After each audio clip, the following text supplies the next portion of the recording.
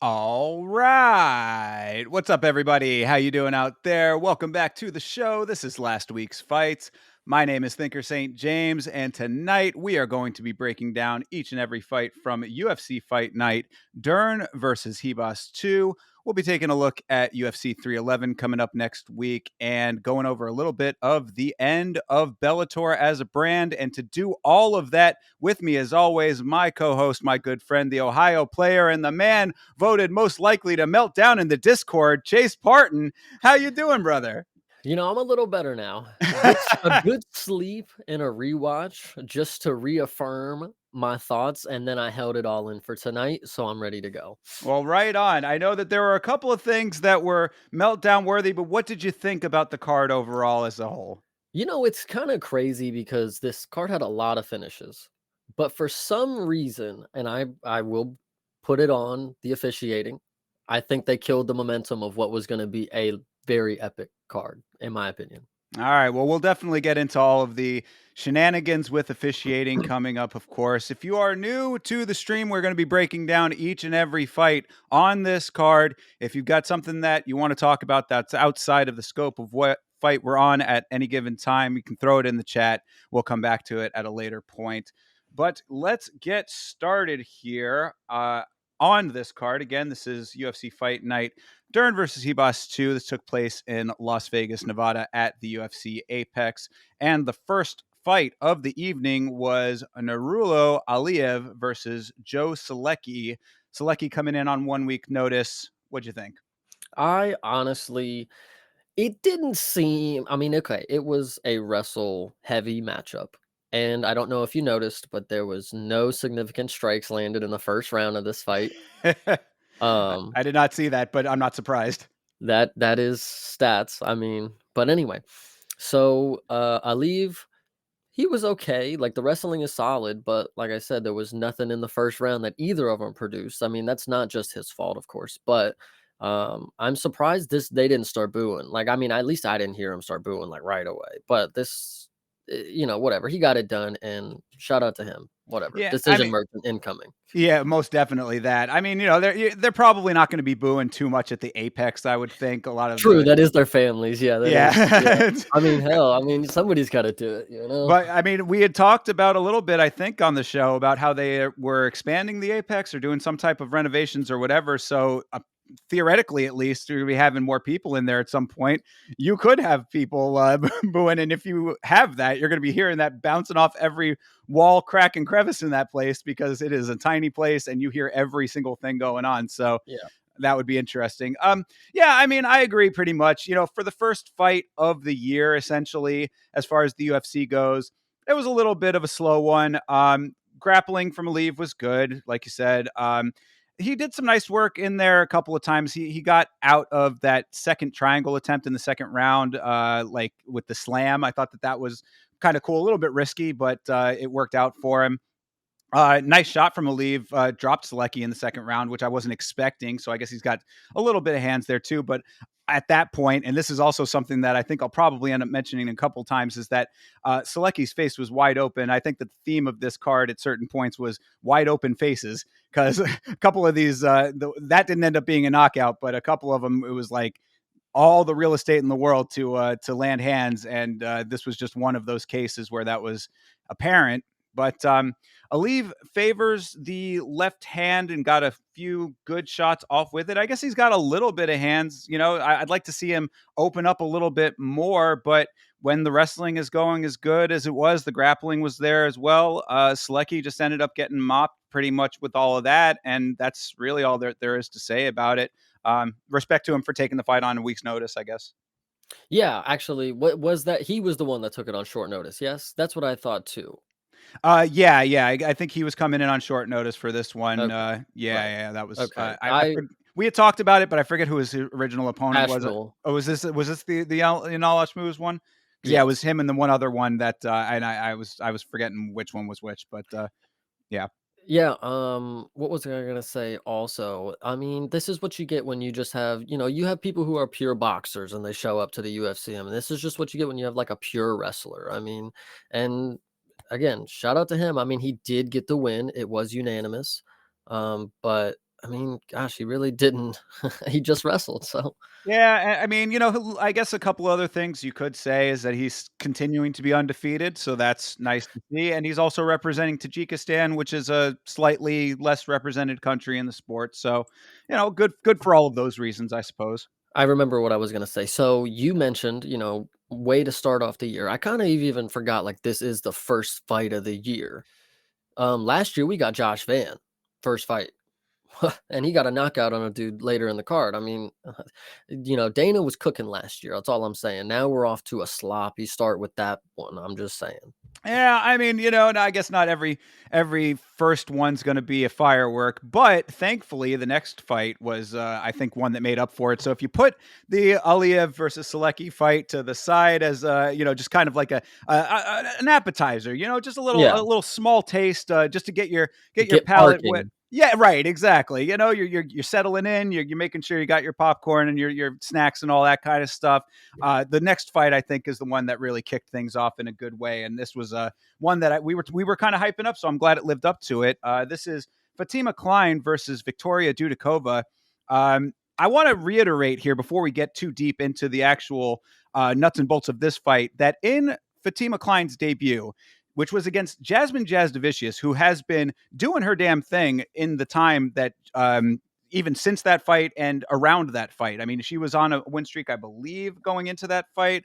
I'm don't quote me on that one, but she had been doing good. Obviously, an established name in women's MMA at this point. That fight for Klein was on short notice and up a weight class. At So elevation. at elevation too, exactly. You're right. That was in Denver. So factor all of those things in. We were kind of hyping up Fatima Klein because she did really good in that fight. I think that this fight was exactly what we were hoping for. Listen, I will if you are listening now, I will be breaking it down in the video later, but I'm just going to give it to you one by one as we go. So Fatima Klein, obviously coming in at number 1 at the end of the first week on the pound for pound list for women. She came in here, she got whatever she wanted. The grappling was so good. Like, okay, so at the first sequence, Dudikova, she got that like double leg up against the cage, and Fatima switching the hips. And then it gets into scramble territory, and you really see like Fatima. She's so much higher in the levels on the ground. She just floats with the position. Even Dudikova did like the Superman move with her legs, threw her up in the air at one point, and Fatima was not going anywhere. Then she gets in the full mount and she's landing elbows, not even to the point where it was like terrible nasty, like, oh my god, stop it. It was like, dude, Victoria Dudikova like gave up really. Like, she honestly, I rewatched it this morning. I showed my father, and looking at the total strikes, 4 landed for Victoria Dudikova. This is a second round finish, by the way, guys, at the end of the second round.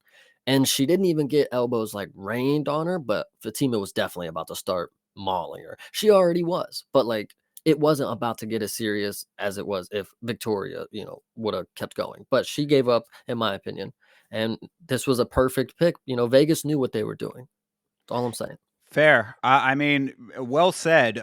Coming into this fight, Charlie Arnold, the lovely roving reporter for the event, had said that Dudikova was going back to her base, really only focused on wrestling. She was really drilling her wrestling coming into this fight. That was extremely apparent. I mean, we're definitely talking up Fatima Klein. I think on the other side of the equation was Dudikova just seemed like she had a one-track mind and was not adjusting in the slightest, which I don't know what happened at the end of the fight. Maybe you can fill me in a little bit more. I saw the clip that was going around, but after the fight, apparently she was rather upset with one of her coaches. She had like pushed him and said that he wasn't doing anything. So I don't know if there was some disconnect there with her camp or however that all went down, but it looked like Dudikova was woefully unprepared for what she was getting from Fatima Klein. And that really all goes to show everything that Chase just broke down. Just that Fatima Klein was just so in her zone in this fight, navigated all of the wrestling. The scrambling was super effective. The elbows, everything that, really just backing up what Chase said. I think it's crucial to note Victoria Dudikova came in at a plus 500 dog. It was honestly a lot more. Plus 700 is what, oh, plus 600, excuse me, is what Toby is going with. Mm-hmm. And, everybody said, like, that's good money. Like, no way should she be that big of a dog. This is a close fight. And I knew what was happening. They are picking the pretty girl, whatever you want to say. Pretty privilege is getting you a lot. But on my book, if you come out here and get finished in a way where you're giving up and you look weak, you're not even at, I think there's 7 or 6 spots in the pound for pound list. You can't be 6 because somebody's going to lose and they're going to lose better than you very, very soon. So Victoria Dudikova, she's definitely down. She's in 10 right now, but there's a lot of empty spots above her. So I'm just saying, she looked about as good as I thought she was against a very good opponent. But like I said, Fatima Klein, she just had all the answers. And there was one moment, it was real close in the clinch, and Victoria obviously didn't get in the clinch too much, like, head to head, like standing, because like Fatima hit her with like 2 swift elbows, and she just like, dude, she was just all over the place, man. She is so impressive on the year. 2025, Fatima Klein, anything's possible. At 7-1 with all the skills, holy shit, we're ready. For sure, and that's what I wanted to touch on that a little bit too. When you're talking about the odds, I was saying that like that a lot of people were not wrong in thinking how they were thinking, that wow, that is a pretty big discrepancy there, a pretty wide line. However, I had small money on Fatima Klein coming into the Jazz Davicius fight based on what I had seen of her from pre UFC. So I mean, if you do your homework on it, if you got to do a good amount of homework, you got to go pre UFC, you got to be really searching this stuff out. But if you take a look at what she's already accomplished outside of the organization, it becomes pretty apparent that this is definitely a contender in the making, and has all of the makings of it. Like I said, anything is possible, and if they're wanting to shoot her up at this point, if the only loss that she has is against Jazz Davicius, who, like I said, is doing pretty well herself, then I would think that some pretty high rises are in her future. It goes back to what we were saying on the episode earlier about where the rankings are in the women's divisions. It's like a couple of good wins will get you in that conversation pretty quickly, especially if they're impressive. A TKO finish to start the year is certainly a way to do that. It doesn't get better than that, I'm telling you. And the way she came on the mic, I'm really rooting for her. Like I was when she came in, shout out her. She's from New York, I believe. Mm-hmm. Um, and she got on the mic and she said that, after her first performance, she knew that she had better and she wanted to get a finish for us. And she came out here and she backed it up. So I'm with it. Absolutely. Yeah. No, you could hear a little bit of that New York accent when she talks. I was like, oh, yeah. No, okay. I'm feeling Yeah. that. So, yeah. Yeah. Nothing but good things to say about Fatima Klein. We'll see what she can do going forward. Hopefully, she gets booked again real soon because I All was right. enjoying that. Yeah. All right. Off to, bad things now. We can. Yeah, this was the fight I would say was like the one real lull of the. I mean, you could say that the Ali fight was not great. Like it at least had some decent scramble action going on. This fight was a serious snoozer, but it is what it is. This is Bruno Lopez versus Magomed Gadzhiesulov. Magomed Gadzhiesulov versus Bruno Lopez. Yeah, go ahead. What do you have to say? Well, Bruno Lopez, I mean, he just decided to turn into Mario Batista is another one that I saw. Yep, And can you blame a guy who he is a Contender Series guy, right? correct. And in any other situation, I think I would have a little less respect for it. But I think coming in as a dog and, you're trying to keep your place. Like, I mean, this is eat or be eaten. So, Gaji Zulov, I mean, I'm gonna hold you and I'm gonna get this dub off you. You're gonna take your L, and I'm gonna be on my way in the promotion. And now you got a stain on your reputation. Me, I'll move on because at the end of the day, it was a win.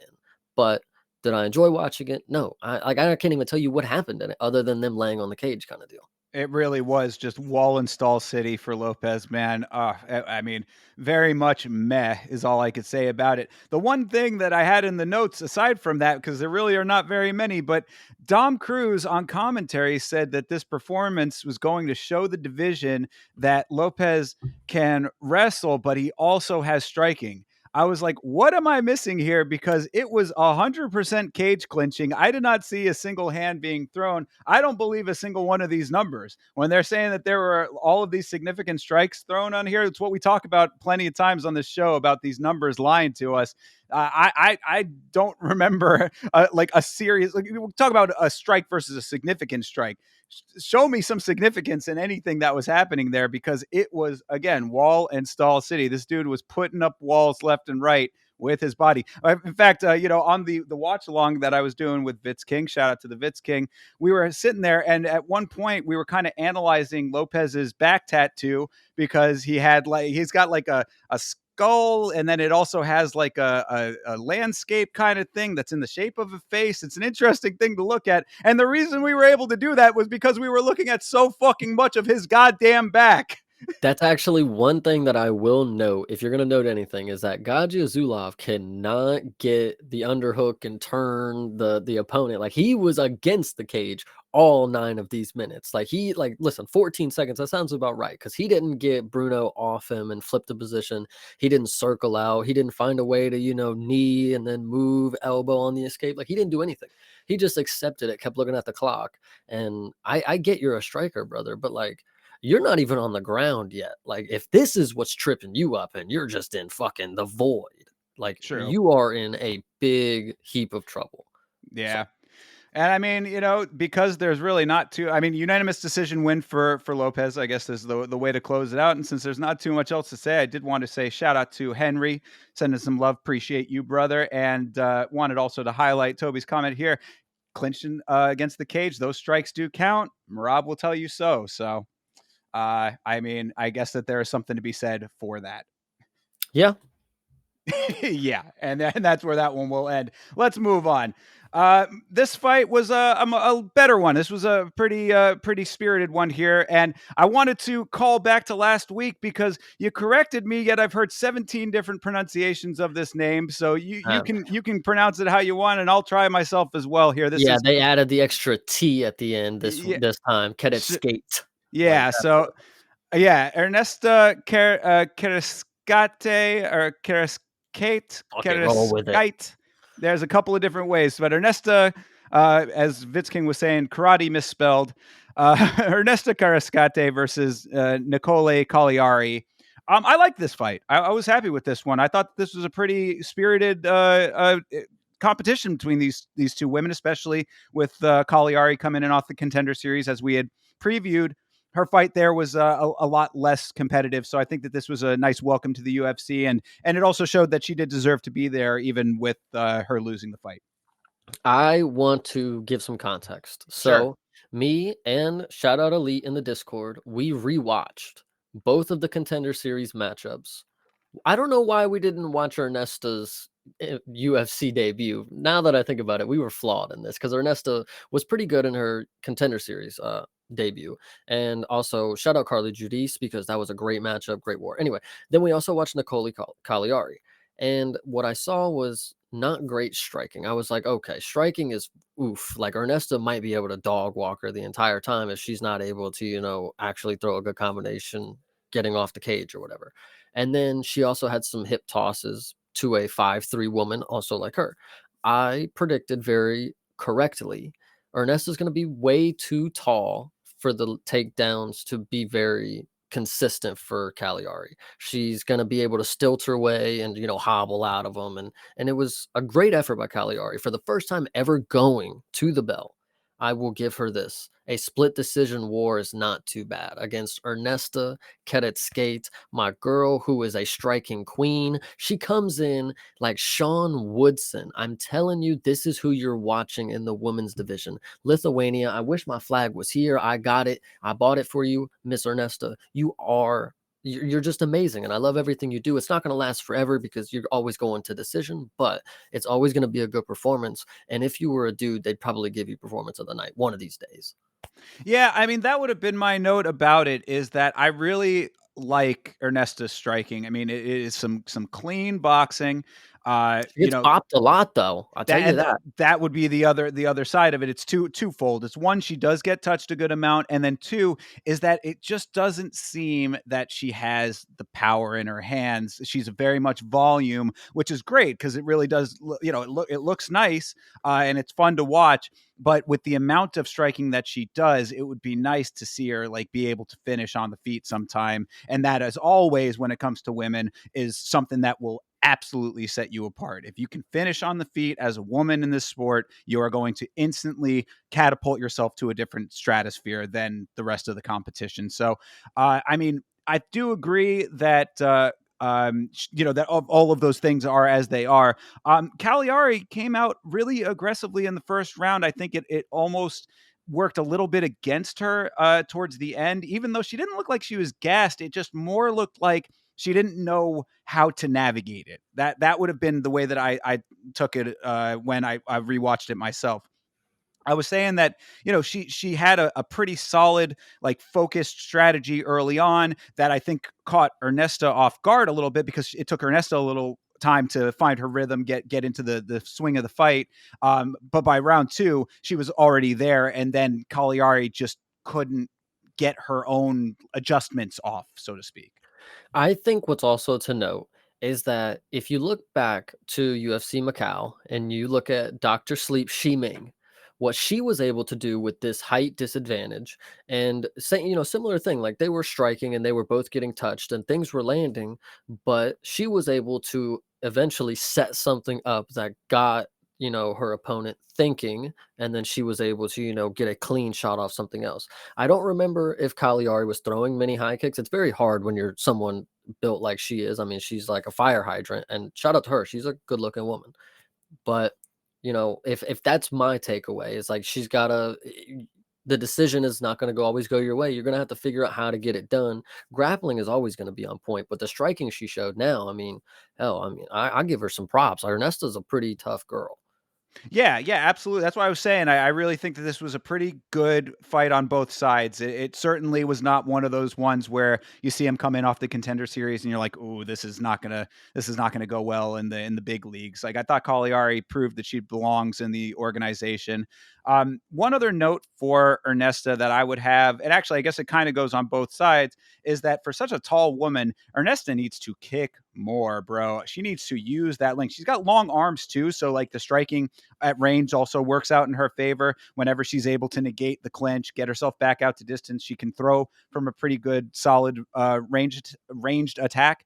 But the kicks just were few and far between. I would think that she should be spamming some of those and going low on a couple more of those too. Like on the other side of that, Cagliari needs to, and I think that this is probably just going to come from experience. Cagliari needs to know that she needs to start chopping those legs down herself. I mean, that, if you're not able to get what you want out of the clinches, then you need to start going to the legs and start getting her weakened up.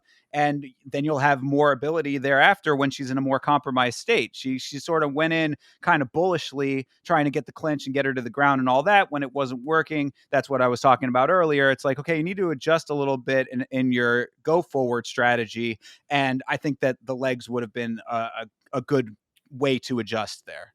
I know I've talked about Cagliari a lot, and I'm actually going to give her one last prop after I say Ernesta. She's just a beast. Like that's really the last thing I have to say about her. But Cagliari, what she did show, and I think it's important going forward. And I follow her on Instagram, and she's been talking, through the fight week, and she had no fear whatsoever. Like she was ready to go in here, and I'm gonna get another finish. And she didn't even do that. I know she got to the bell though, and she was still in the fight. I give her major, major props. I know the contender series raises dogs, but she's one of them. Yeah, absolutely. And like you said, split decision win for your first time, or split decision loss rather for your first time out is certainly nothing to sneeze at. So I think that this was a good showing for her. And Learning curve. yeah, exactly, absolutely. I mean, you're learning on the job every time you're in the cage, and so was Ernesto to an extent. I mean, she did what she needed to do, and there are probably a couple adjustments that she can make as well. I think if she can somehow muster a little bit more power in the hands, then that striking is going to really pay a lot more dividends and get those kicks in there too. And that's really all she needs to do. True. Yeah. I wish she would kick more. Yeah, yeah, but we'll see. Maybe that's the adjustment for next fight. Speaking of next fight, another contender series alum coming in and making our job pretty easy over here. This is Jacoby Smith versus Preston Parsons. I want to give a quick shout out to a dude who's also in the chat right now named Toby, who convinced me to go in on the first round knockout Very rare do I ever go for the props to that extent. Actually, I think it was just Jacoby Smith by knockout. I didn't go for the round one, but I was like, you know what, Jacoby Smith by knockout, you're really confident in it. I obviously saw him on the Contender Series. I knew he was a bit of a beast. Went in on that. That was one of the bets that paid. And again, this was one of those ones where the walkout was longer than the fight. So easy night for us when it comes to this one. What do you think? Yeah, this one in replay, it actually wasn't as devastating. Like it was a nasty knockout, but like honestly, like I remember at the night, like he killed Preston Parsons. Like Preston Parsons was like lifeless after this shot. But in upon replay, like he was out. Like it was definitely a good stoppage. But like I don't um I don't personally feel it was as bad as I was gassing it the first time. Not to say that it wasn't a great knockout. This is obviously contender for knockout of the year. I mean, it's top 5. So, shout out to Jacoby Smith. And yeah, he's definitely going to be interesting to see what happens because he's built, he's kind of built like Chris Curtis, like at this weight, like that's exactly who he's built like. So it's gonna be interesting. He's way more light on his feet, athletic, like a younger, probably what Chris Curtis maybe looked like in his heyday, kind of deal. Sure. Yeah. I mean, as we always say with knockouts that are this quick, and probably one of the reasons that you were hyping it up so much was because it was the first like real knockout. I mean, it was like the first lights out kind of knockout of the year. So shout out to him for having that to his credit. But what we say about these kinds of fights is that it's a little bit hard to gauge the fullness of the fighter. There weren't any situations that he was in any kind of real danger. We didn't have to see him go to the ground at all. But to that point, they were talking up a lot of his credits as a wrestler. So the guy is obviously pretty well rounded, at least on paper. We'll see what his next matchup looks like. The next guy that he has to go up against maybe gets him into some deeper waters. We'll get a better assessment of the overall picture. But that's certainly something that'll prop up the highlight reel real early on. Your first night out in the organization, getting a very, very quick knockout. I think it was in the like 26-second range, or no, that was the Punahele Soriano knockout. This one might have been what did they say here? A minute 13. So I mean, not too much farther off. Yeah, it was definitely pretty good. He also, and I will say this is subtle. I don't know if his intention was to do this. Maybe it was. His little gimmick at the end where he like flopped, that kind of went viral. I mean, that's adding to his mantra, He's going to be a popular guy maybe if he keeps doing some fun stuff every time he actually, comes through. Yeah, he launched himself backwards like he had just gotten off of a landmine. Yeah. He went backwards, up and over, went all the way to the cage. He's yelling at everybody. Yeah, no, I mean, it was good to see. I think that he's definitely a guy to keep your eye on. These new waves every year, Contender Series. You get some people that are gonna drop off, that aren't gonna really prove themselves, and then sometimes, and more often as time goes on, you get people that are really making names for themselves early. So keep your eye on Jacoby Smith. Well, I wanna say, shout out to the Flow Man. Give a Yes. big shout out to him for stopping by, but I wanna say what is most impressive to me about Jacoby Smith and what he was able to do. Yeah, the way that he's calculating his shots, but I think where the way he darts in and he's leading with like a 1, 2, 3, like kinda like how Khalil leads with that, he leads like a little flurry in the front, but then he's able to dart back out. Like Jacoby Smith, very athletic. I mean, that's gonna get him far as it is. Like once you're a genetic freak, I mean, you could do a lot of stuff, determination and preparation. You'll be good after that.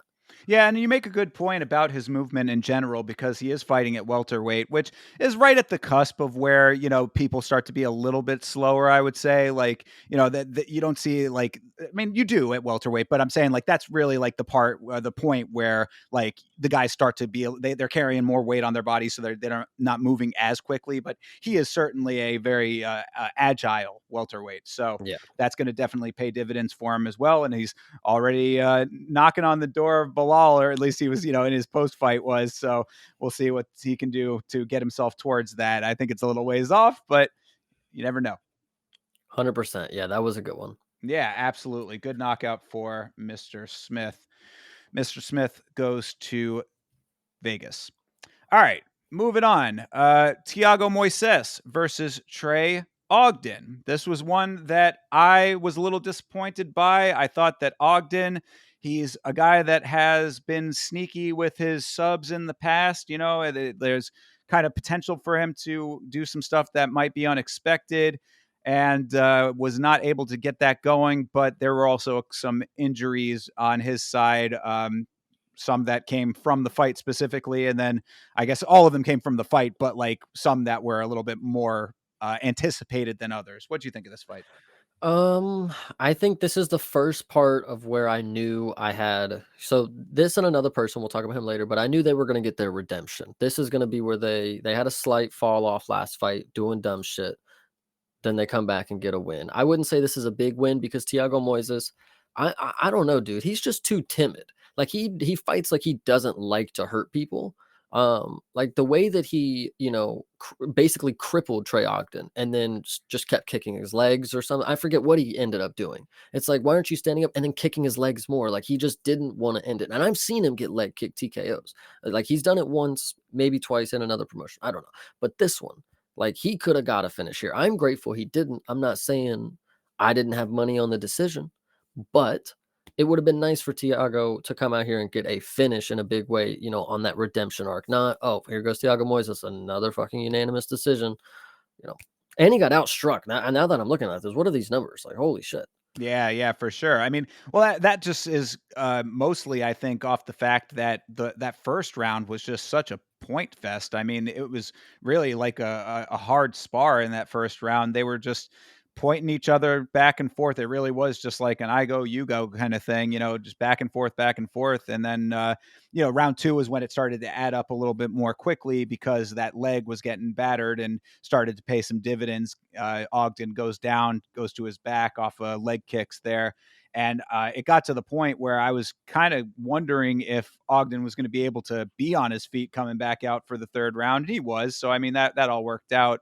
But then, third round, Moises did some nice work on the ground, got the elbows, opened up Ogden, on the side of the face, like pretty much all on one side. He'd gotten pretty cut up down the, I believe it was the left side of his face. And that just worked for him. But you're right. I mean, it wasn't like fireworks when it probably could have been fireworks. Yeah, and I think Flowman is making some great points. Like he is one stiff. I don't know what that is about. I think again he's just like nervous or he's timid, doesn't want to hurt people.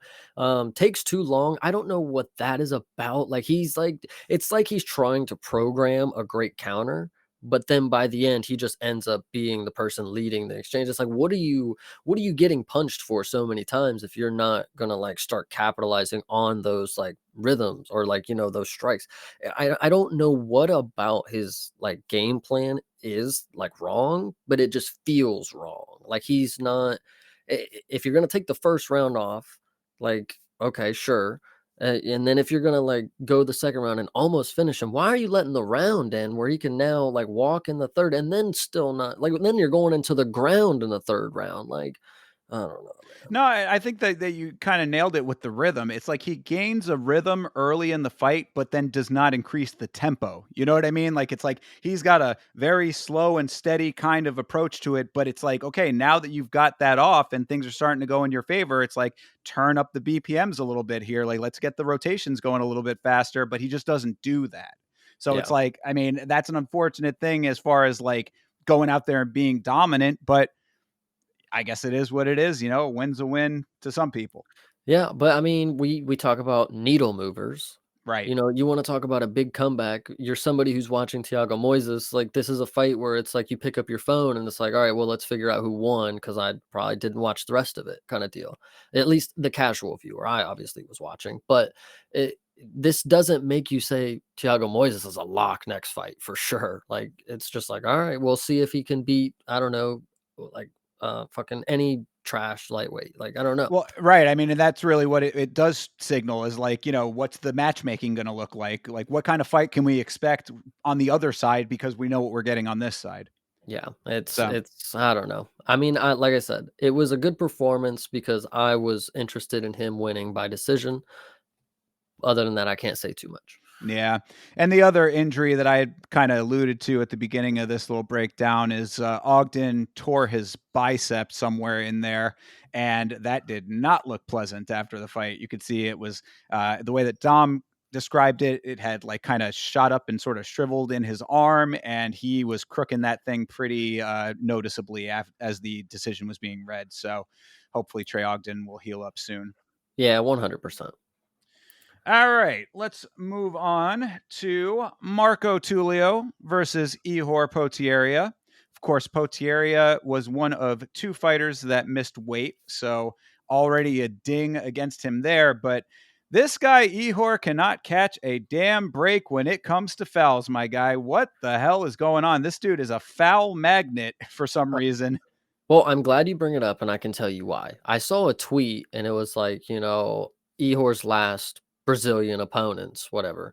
And ever since he danced on Shogun, they've really had it out for him. And I'm not gonna lie, Mm. it makes sense. Like if you're a Brazilian MMA fighter, that's like God to you. It's like, why would you can't disrespect a legend. Like I'm coming in here and listen, if you get poked, you get poked. If you get kicked, you get kicked. I mean, that's not on me. It's a little dirty, but it's not necessarily like it's maybe more unwritten rules that they're just kind of bypassing.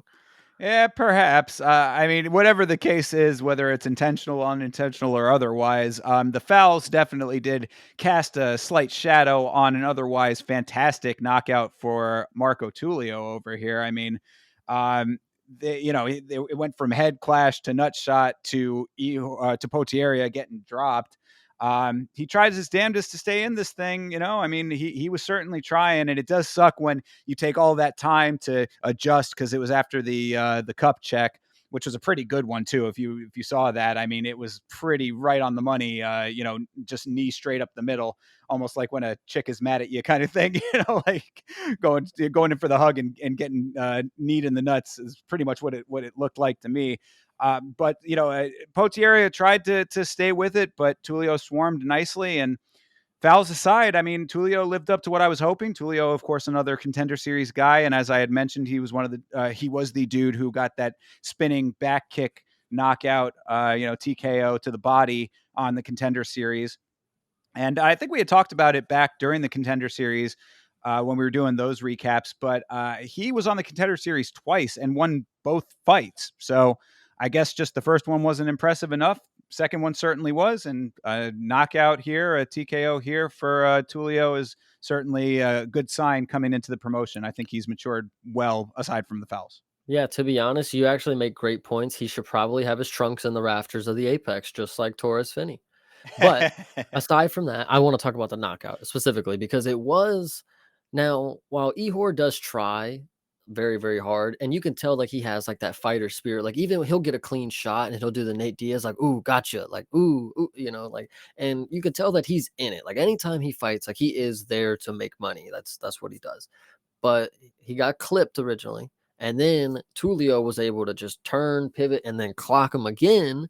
And then so he kind of like falls down and he's like trying to get up. And then Tulio hits him with like an under the arm uppercut and it just bobs him. He falls face first and then he hits him again.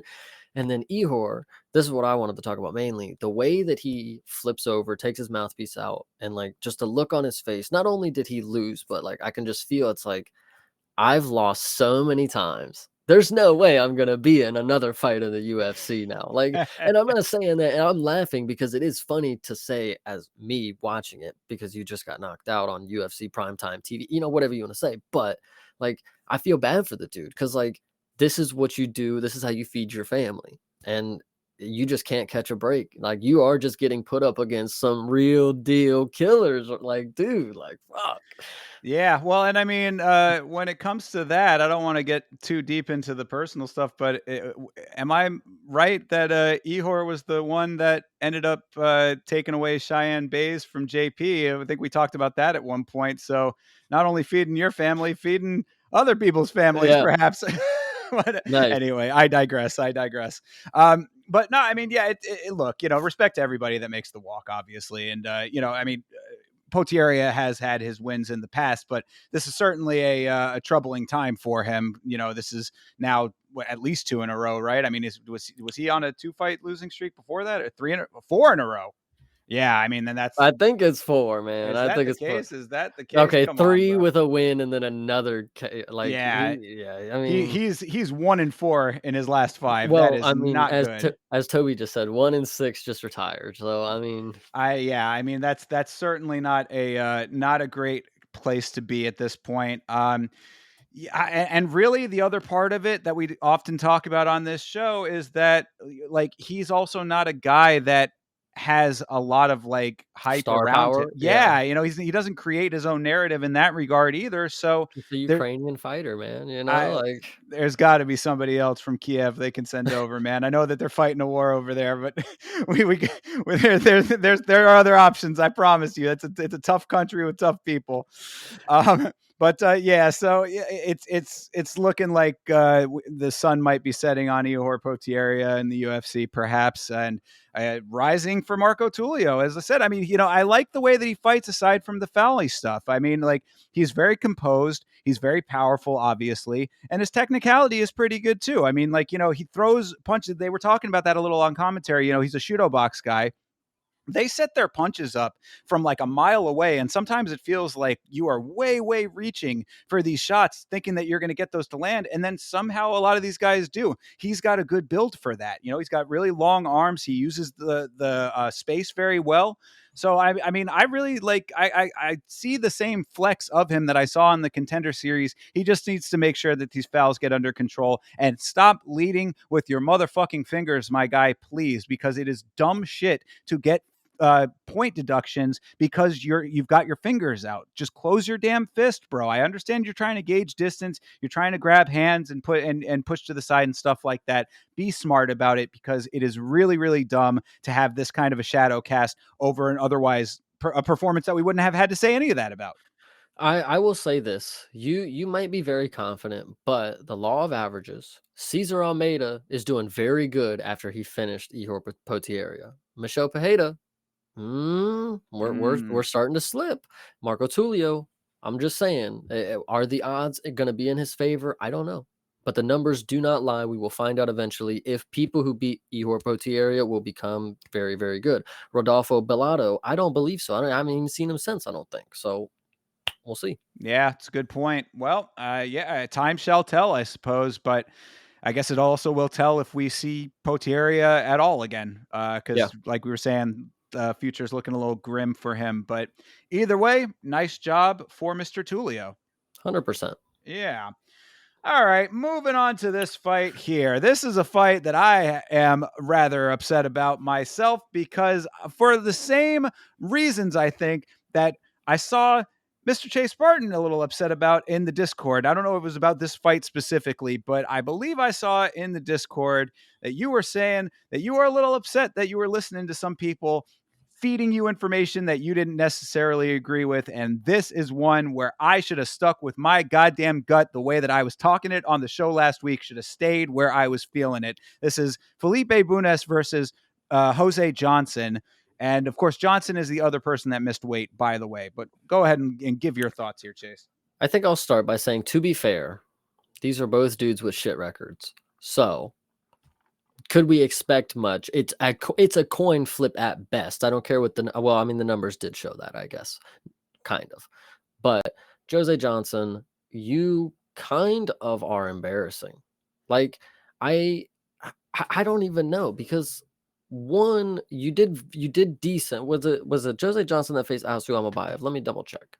Yes, Yeah. you did decent against Asu Amabayev. You made it to the bell and you didn't get subbed. But then this guy, oh my god, I was talking shit too, and I feel bad every time I take my L. That's okay. I'll remember Felipe now. But Jose Johnson, you need to fall off the map. Something's got That's to change. That's exactly what I had been saying when I found out that he missed weight. I was like, this dude is probably going to be needing to find a different line of work. There's somebody was saying, oh, he needs to move up a weight class. I'm like, he needs to go and be a carpenter or something, bro. Like I just it's what I had said last week. He is tall for nothing. And that was what is annoying to me about him in general. It's not like, look, I'm sure he's a nice guy. I got nothing personally against the guy. Although I do think that his showboating is a little bit bullshit when that kind of thing is going to happen to him. Of course, he was submitted in the first round here, if you're not aware. But the thing that bothers me about him is the way that he is spoken about, because yes, he is a 6 foot flyweight. That is an anomaly. That is something that you don't see every day for sure. What do you do with it?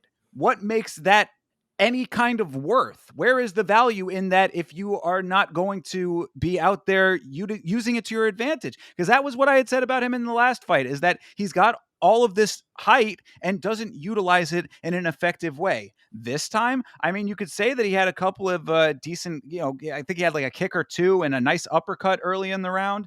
Right, exactly. But it's eye rolly stuff. So it's like, you're trying to grasp at straws to give any kind of accolades when he fucking ends up getting taken down. I mean, like, oh, he rolled through it at first. That's nice, but he didn't get out of the armbar. So there's really not much to say positive about Jose Johnson, in my opinion, aside from, yeah, he's the tall flyweight.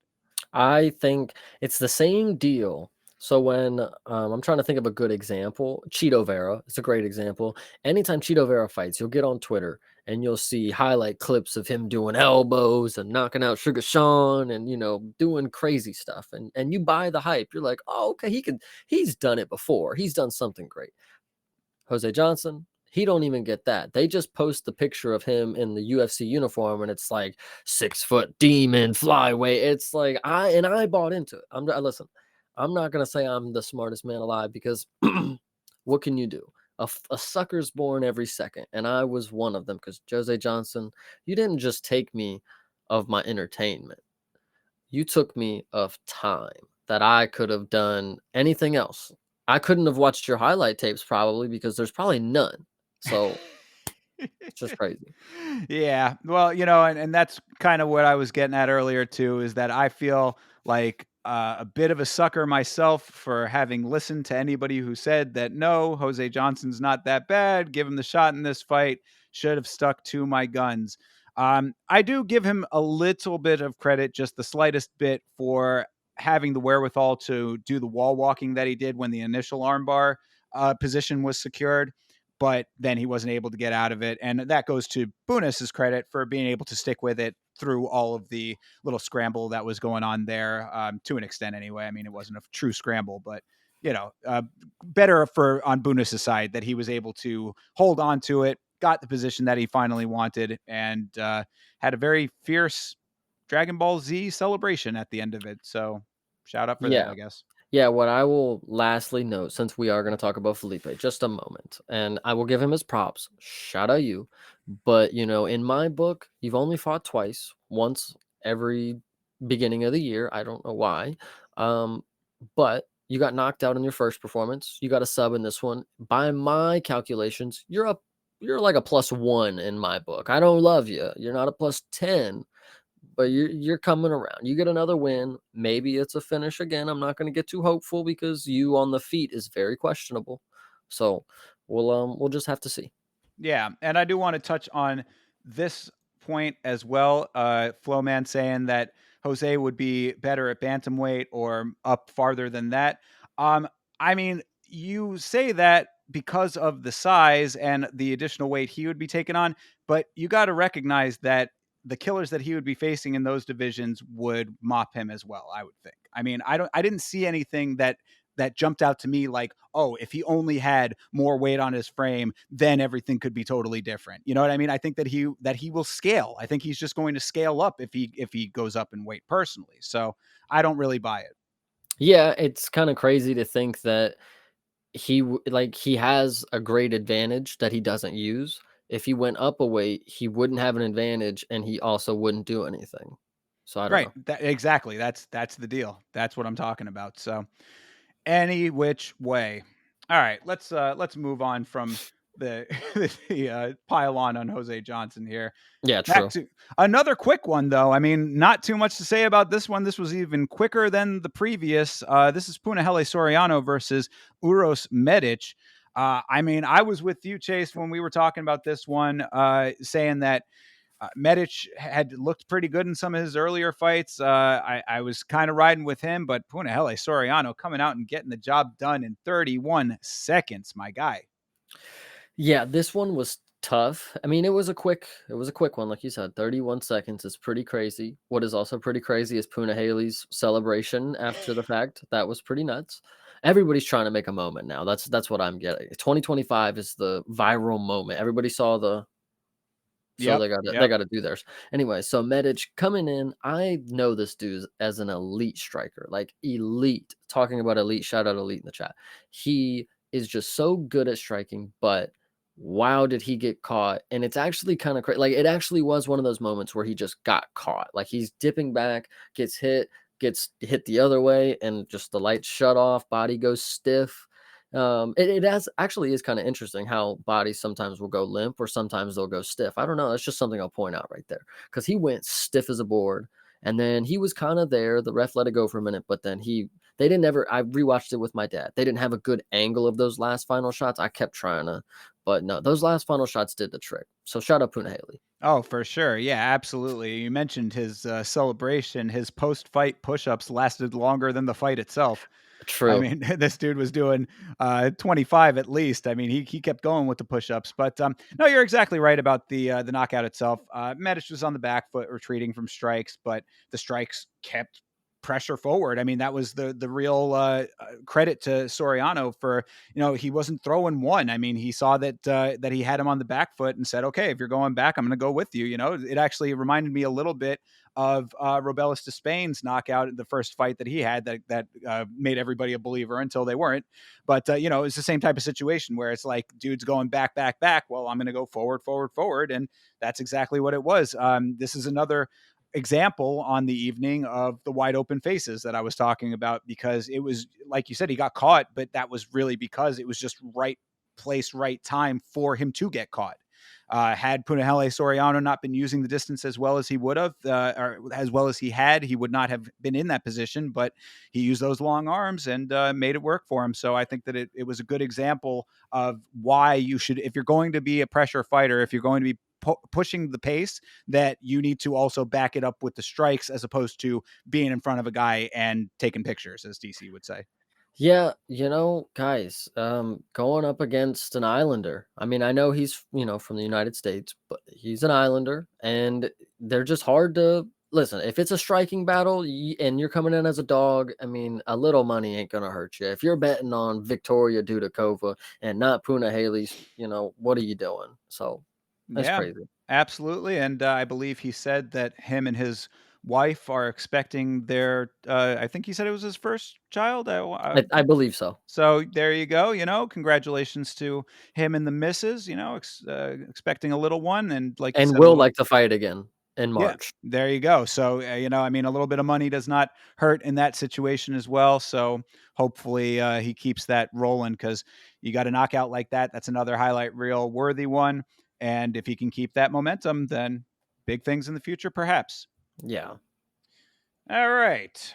Moving on, tearing through this one because of all these knockouts, but the next one did not have one of those. This was Christian Rodriguez versus Austin Bashi, the prospect killer. They're starting to call Christian Rodriguez. What are you thinking here? I don't think they're starting to kill him. I mean, you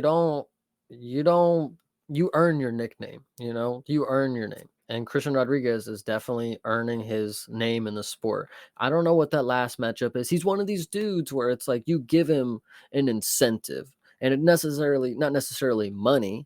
He comes in here with, a grudge on these new kids. Like, I'm the one to stop you. Oh yeah, I can show you something you've never seen.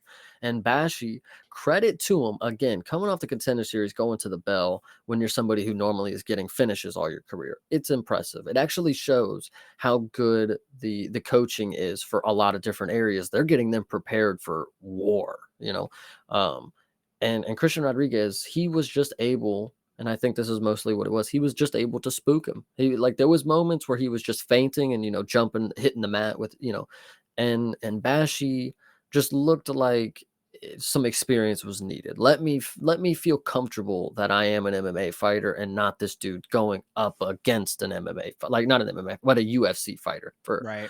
lack of a better term. Absolutely. No, most definitely. On the watch along, we were saying it was really a big brothering situation, especially with the mat stomps, which I Yeah. thought were great. That kind of thing is like money to me. Like I forget who it was. I got to go back and rewatch the show and see which one it was. But there was the one dude. He was fighting one of the Road to the UFC guys, and he was pointing to the ground as like a misdirect, and I was like, things like that, those are those little small details sometimes that can make a difference if you're really in your zone. Rodriguez is a guy that, having taken out several at this point, debuting fighters, these guys who are these hot prospects that people have their eyes on, it's like he's got a little bit of a chip on his shoulder, and I guess warranted in these circumstances. Why not? I mean, Bashi's wrestling was very nice. I'll give him credit there. He just couldn't do enough with it, and the amount that he went back to the well did signal to me that he might be a little lacking in confidence when it comes to his striking. There was not too many times where he had the wherewithal to say, "Okay, this is not working. I need to break off and start trying to throw some hands." If you have confidence in your hands, that's going to be a lot more of something that will easily spring to mind. That's going to come to you a lot quicker in those kinds of exchanges, especially when we're getting into the third round and you're still trying to go in for the takedowns. It's just, bro. I mean, it hasn't worked through two. Through three, you really should be trying something else. Rodriguez just one step ahead.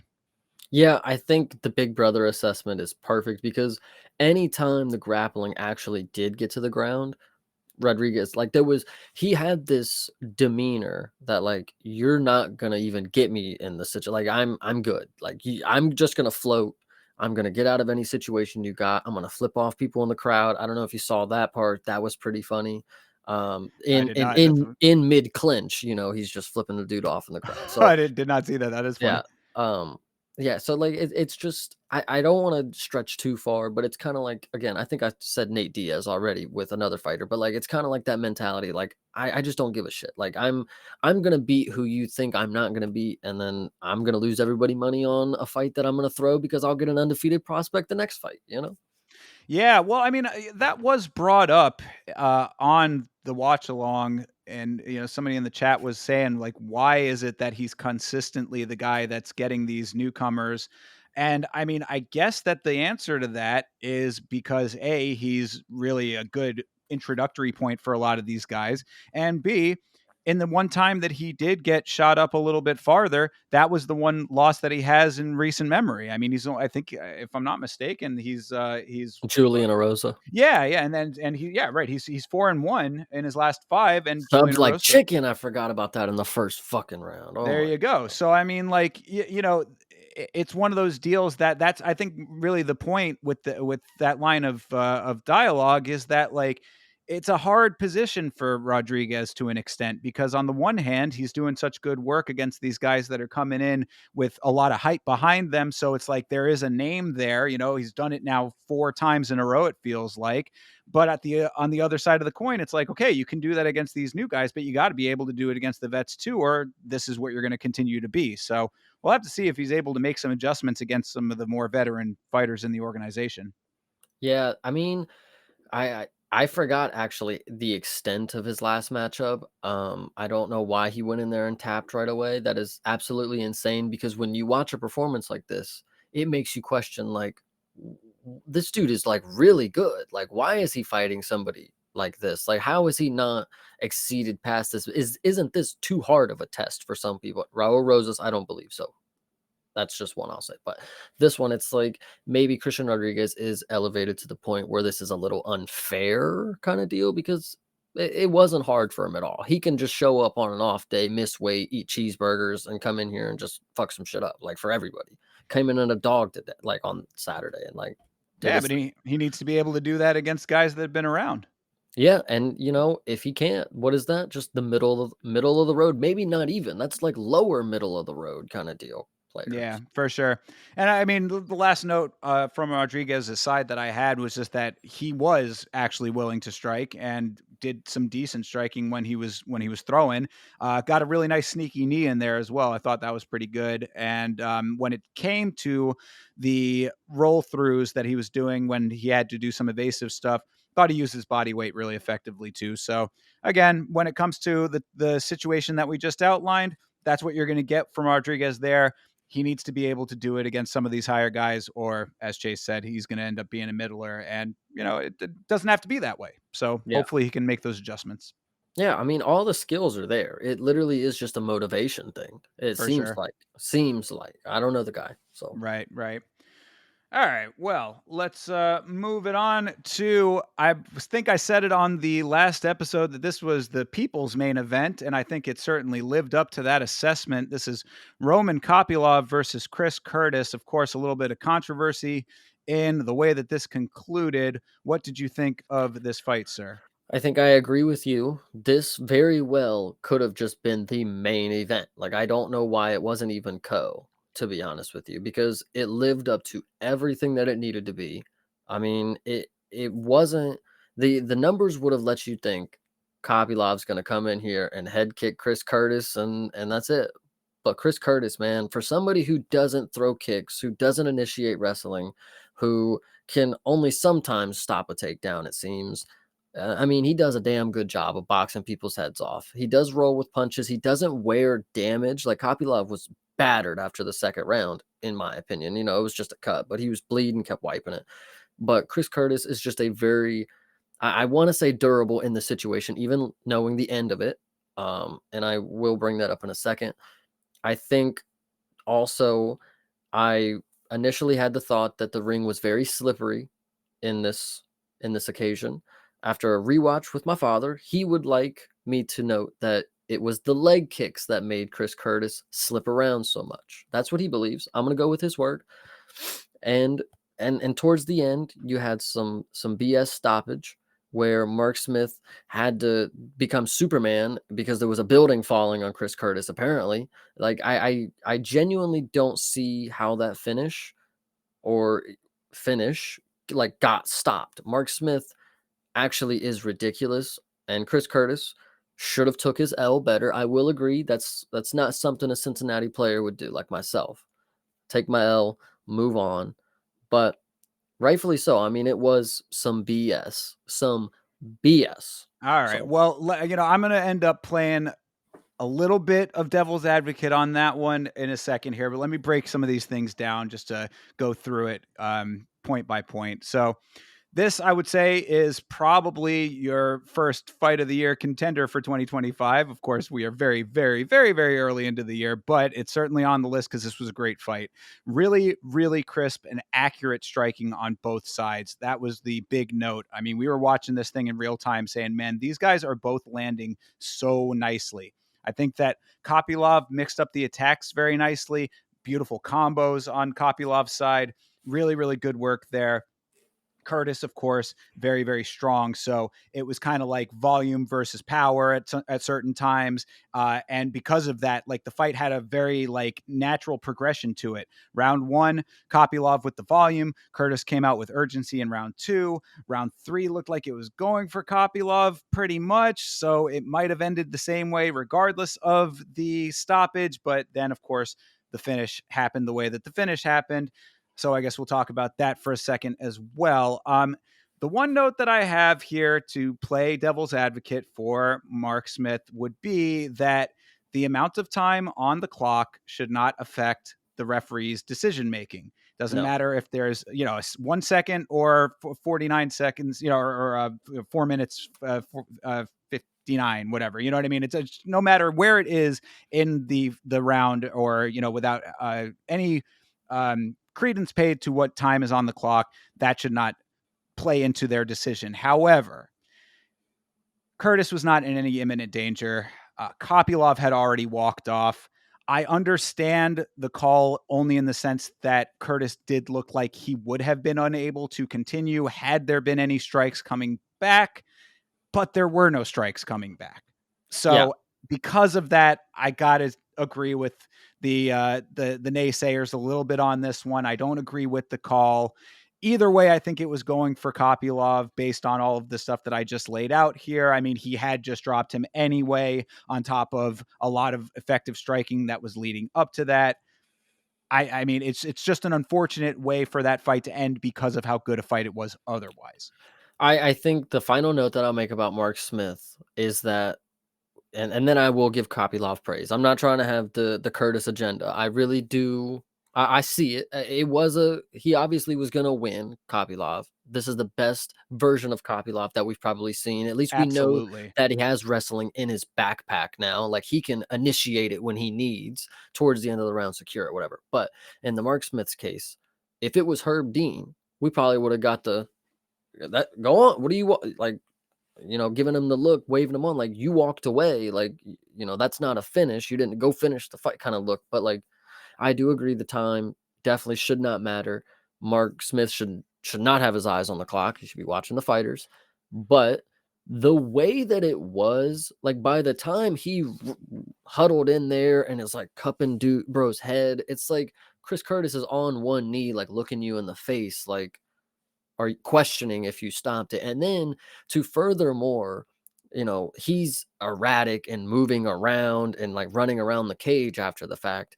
I don't know if Mark Smith believes that that was a bad call. I would love to actually hear his word on it. Some other referees do go to social media and defend their calls, but in my opinion, I Herb Dean would have just looked at it, and because Kopylov's walking away, like the Chris Curtis is not unconscious, lifeless. Like he's literally on his hands and knees.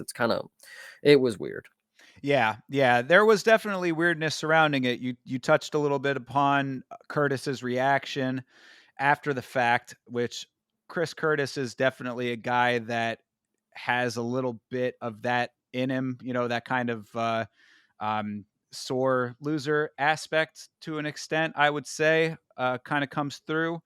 And he's a bit of a talker to begin with, so he's got a bit of a personality. Sometimes it goes one way, sometimes it goes the other way. Definitely did not handle the call very gracefully, I would say. I did think that Kopylov was a bit of a gangster for his post-fight interview, saying, "Hey, I didn't want to finish him. I didn't want to hurt him anymore." I was like, bro, I mean, come on, man. All right, we didn't need to like. I mean, you could have been a little bit more understanding of the weirdness of the situation. I would say would have been appropriate there, but it is what it is. He did win the fight like that.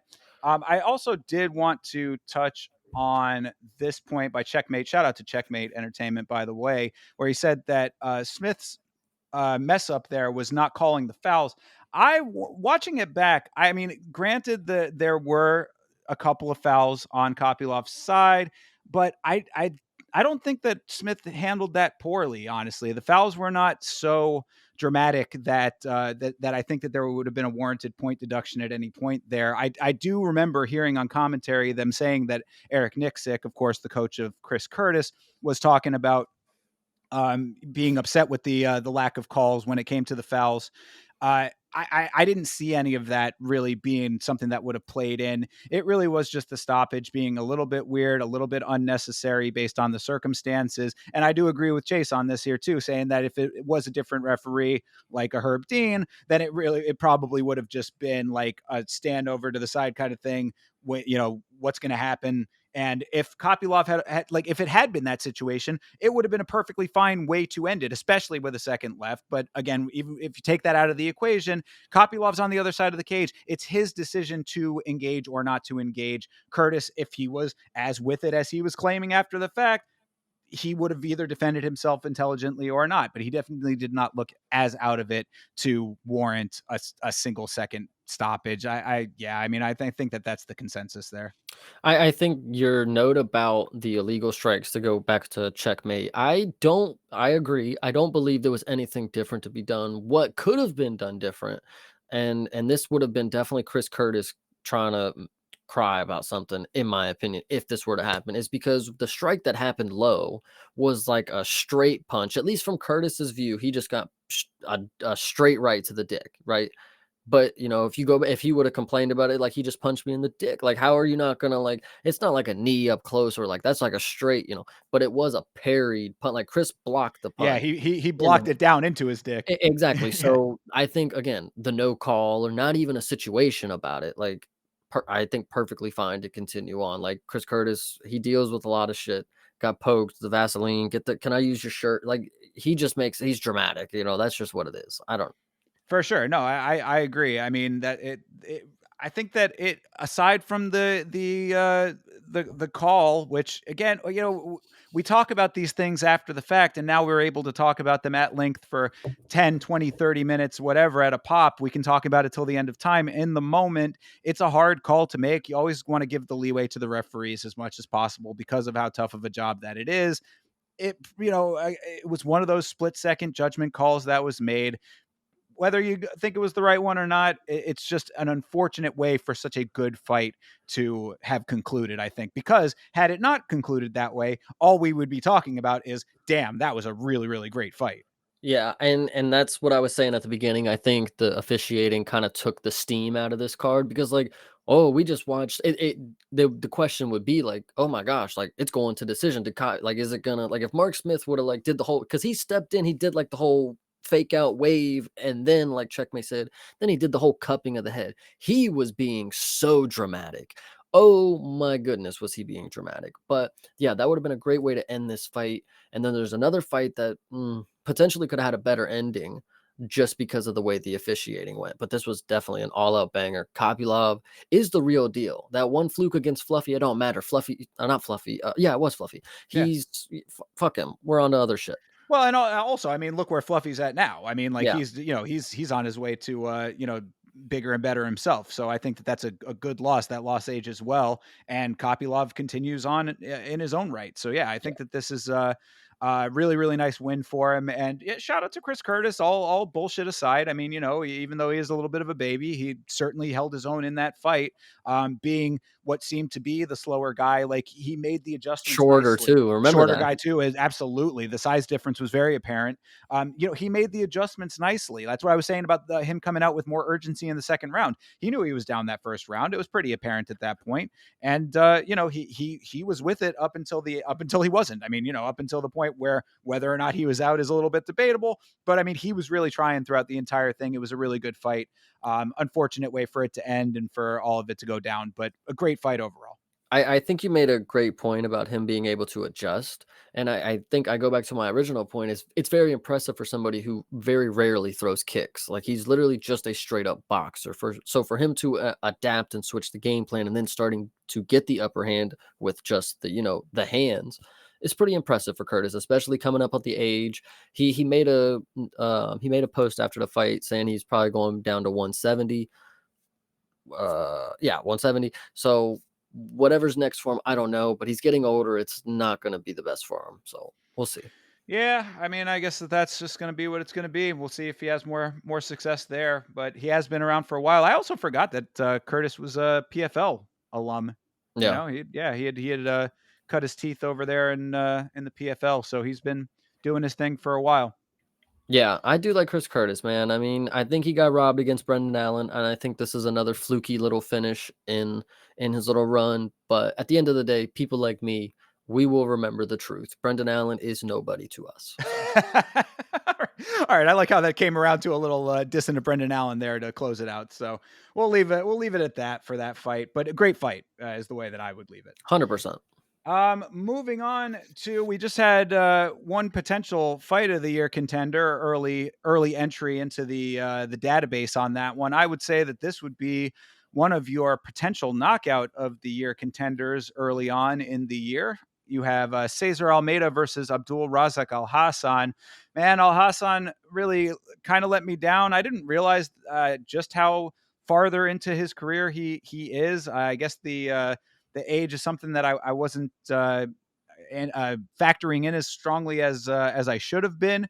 And also, I think I was a little bit underestimating of Cesar Almeida because, man, he fucking flatlined this dude.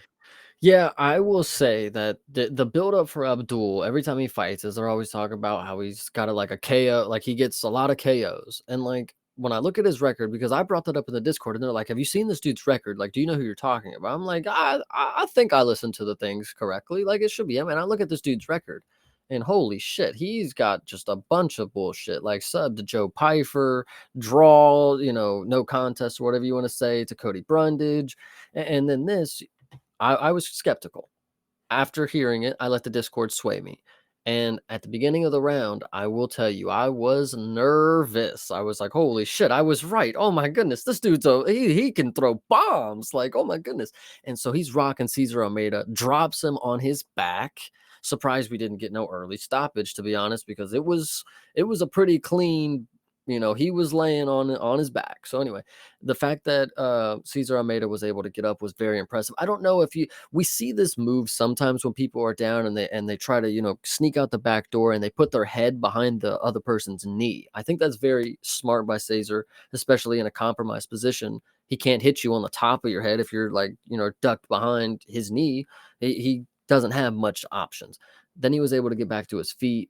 Then we got a huge flurry in the pocket, and I was worried even more because Cesar, he didn't look like he was taking the shots well, but then he bounced off the cage with this rocket of a left hand.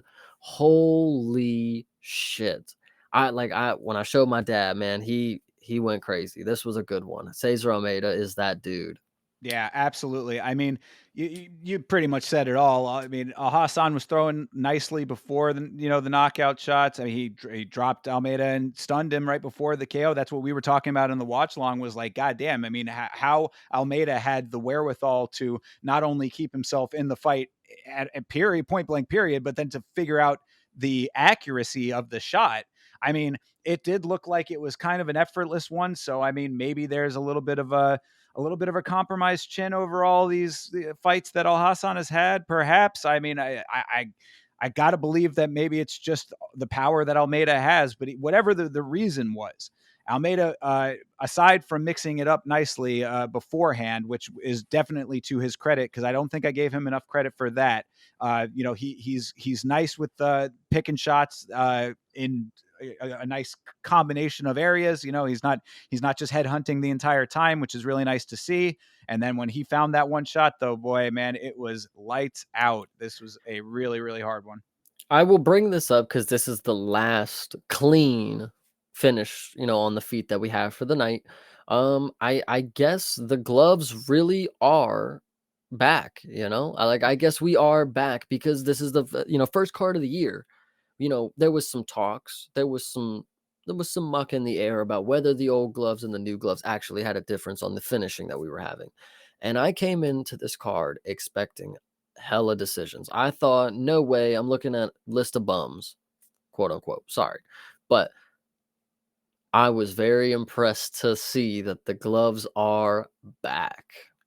I am still a glove skeptic over here. I'm refusing to believe that old versus new gloves has anything to do with any of this stuff. I think that it was just circumstances per fight because we had knockouts with the new gloves. It's not like it was no knockouts at Killers, all. though. You had to be a killer. You had to be Zachary Reese, basically. I mean, all right. Well, perhaps. I mean, I guess maybe I'd have to go back and actually look at the data to see what the numbers say or whatever. But I'm still doubtful that really played too much into it. But what I will say to that point, though, is that if the old gloves are preferable to the fighters, then fine. I mean, that's really what it comes down to me. I mean, I don't care what kind of gloves that they're wearing specifically. If they're, people were saying that the way that it made their hands feel was worse with the new gloves. It was too restrictive. It was cutting off blood flow to certain people. Yada yada. Whatever the case is, if you're more comfortable, if you have one less thing to think about in order to get yourself to the point of being able to knock someone out, then that in and of itself sells the gloves.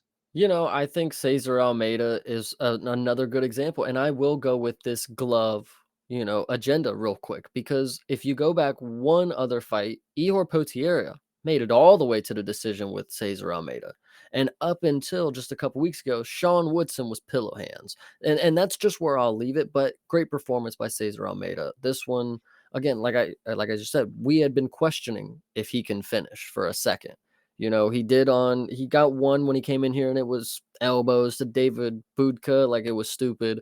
And then now this is like, now we know he can do it. And I think it's very impressive because Bisping, I think, was talking about it at the beginning of the fight, how Cesar Almeida fights is so it's meticulous. Like it's not he's zoned to anything that he does has a purpose. Like he's not just throwing flurries out there, not just moving the hands, where he's locked in. And when it's time to strike, it looks like he's able to go ahead and go for the kill. So I'm really happy for this performance. Certainly made a believer out of me. I was skeptical of him last week. I remember saying vividly that, I didn't see anything that was overly impressive, but now I have. So, Cesar Almeida, remember the name. Yeah, definitely. All right, moving on to your co-main event of the evening. I thought that was a reaction to the co-main event. I was It like, was. "Hey, It oh, was. oh, it was okay." Well, I mean, look, this is Santiago Ponzinibbio versus Carlston Harris. This fight would have been fine in the middle of the card. It was a good fight. It was not. I think a lot of people are dogging this fight unnecessarily. Should it have been a co-main event when you had Kopylov versus Curtis earlier in the evening? Probably not. But it wasn't as bad as Chase's reaction would lead one to believe. But go ahead, Chase. It wasn't as bad as, it could have been. I'm definitely skeptical on the Ponzinibbio co-main event shit that's going on. And now it seems like we'll probably get more of it. Maybe even a main event headline at the Apex. But this fight stoppage, oh my fucking god. Not only was it bad, and I want to say that like even me who wanted this fight to go to decision, I can take an L and understand that like Ponzinibbio he dropped Carlston Harris on his back, and like the fight should have been done there. If you were gonna stop the fight, it should have been at that first initial shit that happened. And I think they wanted to give him that finish back that they fucked up. I don't know. Because the flurry that actually ended the fight, right before the ref steps in, he's almost hit with a punch by Carlston Harris. It is actually ridiculous that the fight got stopped the way it did. Ponzinibbio probably would have finished it. Maybe, maybe. But this is also one where I want to say the ring was very slippery and Ponzinibbio was sliding all over the place and he couldn't, get I I don't know. This fight frustrated me, ruined the rest of the night basically. Like I didn't even care about the main event because of what I just witnessed like 2 times in this card. Yeah, so the stoppage in this one was a little bit questionable indeed. After rewatching it, I don't think that we reacted too much to it early, like when we were doing the watch along. But rewatching it, yeah, I definitely see the discrepancy there. Uh, so I mean, I think that this was kind of a clunky bar fighty kind of fight to begin with. There were 3 knockdowns for Harris, of Santiago Ponzinibbio before he Harris ultimately got TKO'd himself. Now, as Chase was saying, I mean, it was a stoppage on the feet. I know that some people are a little bit skeptical as to whether or not that should even be a thing. But I do think in this case, it really was apparent because if upon rewatching it, Harris really was like, I mean, he was immediately protesting in the sense that, like, I mean, he was still seemingly with it. Now, you could say that it was one of those ones where the referee is stepping in to keep the fighter from being too tough for his own good. I His can face see was battered, I'll tell you that. He he did not look great, but that should absolutely not play a part. The doctor has to do that. right. Well, and there are it's MMA, man. I mean, these guys are going to fight until they cannot fight any longer. That's just the nature of the game. So sometimes you do have to be the voice of reason to these guys saying, "Hey, the fight is over. This is it. This is how it's got to be." So I can see that part of it, but I do think that it probably could have gone on for a little bit longer. Now, would the conclusion have been the same? Very likely, I would think so, just because of where it had progressed to. But you need to see that. So Yeah, yeah, exactly. Like Kerry Hadley might have made the right call had an extra flurry been coming. Like if he would have dropped him in the next two shots, like okay, but we didn't get to see that part. Like that, you got to let us get to the part where we know the fight is over. We as the fans, like, and I know officiating versus the fan viewpoint. It's like, and we obviously have two different POVs. It's like we generally know when the fight should be stopped, when the fight is over, when one fighter has won, kind of deal. And sometimes they just they show how casual they are. I don't know. That's just how it is. for sure, for sure. The other note that I had really from this, aside from all of the stuff with the stoppage, is that I really do like that overhand angle shot that Harris throws.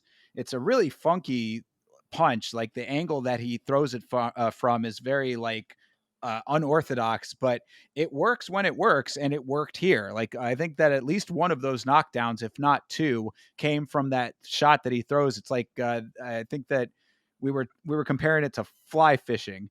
Mhm. It's like that, Yeah, yeah, that exactly. cast shot like that. And yeah, it's a cool shot. I mean, like, Harris, he's not a bad fighter. I mean, he's a skilled dude, good, powerful striking on both sides. Ponzinibbio just able to weather the storm, and that's something that he has done in the past. They were talking about that on commentary, that this is not unusual for Ponzinibbio to take To get some, his ass whooped. Sorry. yeah, right. I mean, to take some adversity and then come back from it. I mean, but I mean, look, whatever works for you. I suppose it's not necessarily the prettiest in the world, but if he gets the win, he gets the win. Stoppage aside, I thought it was a decent performance for him. Probably doesn't need to be co-main event. I think I disagree. This Okay. performance by Santiago Ponzinibbio, if it wasn't finished by the ref, like like you said, it was just a clunky bar fight. Like these dudes, in my opinion, Carlson Harris was doing some pretty good work. Santiago Ponzinibbio, he did not look like somebody who's gonna get on the mic and talking about having a run at the belt like that. Oh, Brother, that should never happen. well, that's I mean, that's what I'm saying, that's what he did, and, like, so, like, I'm looking at this, and it's like, I see nothing more than Chris Weidman, basically. This is bad, so, I don't know, man. All right. I mean, fair enough. I definitely don't think that there's any champ potential in Ponzinibbio personally, but I'm just not as down on this fight as perhaps Chase is. So I think, again, the ending ruined it, like, I was invested, like, because again, I was waiting for it to go to decision. I wanted Charleston Harris to pull through. I've decided I'm not a fan of too much violence. Like I don't want it to be stopped, you know. I don't want him to be knocked out unconscious. But Charleston Harris, I wanted you to make it to the bell, man. And the fact that the ref didn't even give us that opportunity, he just ripped me from the outcome of the fight. I feel like he gave me the outcome. I didn't get to see what happened, you know, kind of deal. all right, fair enough. So, I mean, I guess that one's that one then, and we'll see what happens for both those guys going forward. I would think it should be more of the same, and like I said, I think my big takeaway is just lower down on the pecking order, lower down on the fight order. Don't need to Yeah. be co-main or main event for Yeah, I either mean, of it's those guys. it's like who like I don't know. And maybe I'm too new, but it's like who is asking for Ponzinibbio to be in the co-main event? And I'm not trying to rag on him. I did want to say Ponzinibbio, great win. I'm not trying to be that guy, but like who's asking for this? At some point, he's got to be wondering too. Like, damn, I'm ahead of some pretty good people. I But think he's still just riding the reputation from pre hiatus. You know what I yeah, mean? so I mean that's crazy. So whatever. Yeah. All right. Well, let's move on to the main event and close this thing out. Mackenzie Dern versus Amanda Hebos. This is their second fight, of course. They fought once before, and Amanda Hebos won that one. I thought this was a pretty competitive fight up until the finish. A little decent striking, grappling on both sides. I think it was 1-1 going into that third round, and decent two-way action. I think it was also pretty down the line what I expected from both women at this point. Like I think this was a very even matchup, so decent matchmaking in that regard. And the way that it finished was not super surprising either. So Mackenzie Dern had I think 3 armbar finishes prior to that, or 2, and that was the third. Either way, Mackenzie Dern, a very accomplished Brazilian jiu-jitsu practitioner.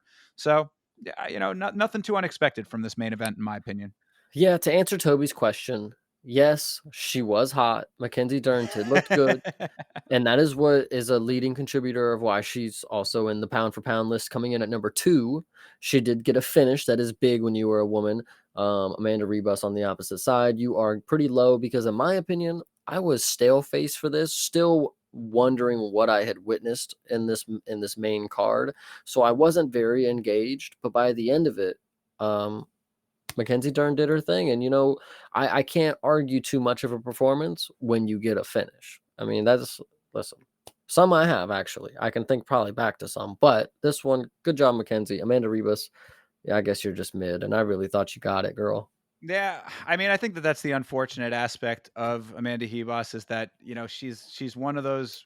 kind of middlers when it comes to the women. And I hate to say that because everybody talks up Mackenzie Dern. And of course, she is my favorite lady as well. But Amanda Hebos is also quite beautiful, and she's got the greatest personality on planet Earth. If you've ever heard an interview with Amanda Hebos, she is the sweetest, most like I call her the manic pixie dream girl of MMA. I mean, she's just like bubbly and happy and very positive personality, like complete opposite of the killer that she, the locked in version of her when she's in the cage. But it's just she's one of those fighters that back and forth kind of deal. She gets a win, she takes a loss, she gets a win, takes a loss. A little bit of a red light, green light situation there, and it's unfortunate in that aspect because I would like better for her, but Mackenzie Dern also is that way too a little bit. Tom Cruise was talking about how, oh, this is probably going to set up the trilogy between the two of them, and I was like, do we need? Do we need? I don't know. I mean, I think that both of them just sort of are in that middling position here. If they want to do that, it's not going to be the worst thing in the world. But again, I don't think it's something that anybody's clamoring for. Yeah, but what you're missing out is they just gave the UFC a headline for 2026. So that's good. Ribas and Dern 3. Yeah, really. That the much anticipated trilogy, I suppose. Yep. And I mean, yeah, Checkmate's bringing up some good points. Is that the coaching is certainly helping when it comes to the striking and mixing up mixing it in with the chain wrestling and all of that. I mean, it was definitely on display there, but I'm not seeing like any kind of like grand ascension for Mackenzie Dern to the point of thinking that that it's going to be like a new evolved form. Again, I already have gone through this with Mackenzie Dern. So when after the Angela Hill fight, I was saying, man, this is Dern 2.0. This is the killer version that we've been waiting for. This is post divorce Mackenzie Dern coming into her own. This is going to be the time for her to shine and really become the boogie woman that people were kind of hoping that she would be, because everybody is obviously big fans of hers for various reasons. I just haven't seen it, and I don't think that this performance necessarily showed that there is any kind of grand differentiation there that is going to put her into a different category. I guess she's doing it against Amanda Hebos is like, if she can do that against a top 5 opponent, then maybe I'll change my tune there. But she's been in those positions to have those kinds of matchups, and she has come up short. So Yeah, it'll have to be, tailor-made kinda deal for, like, a striking matchup. Like, I think her last, not she got a knockout against Luana Pinheiro, I think that's who it was. Oh, dang, that was actually a while ago now. Yeah, she lost to Rose after that. Jeez. I mean, at that point when I saw the Rose loss, I basically, chalked it up to, okay, Rose is technically, like, great in the women's MMA sphere, so, like, that's not a terrible loss, but Mackenzie Dern, now you're slipping down. Macy Barber, I mean, you got knocked out by Macy Barber. Holy shit, Amanda, come on. Like, I don't know. It's So, tough.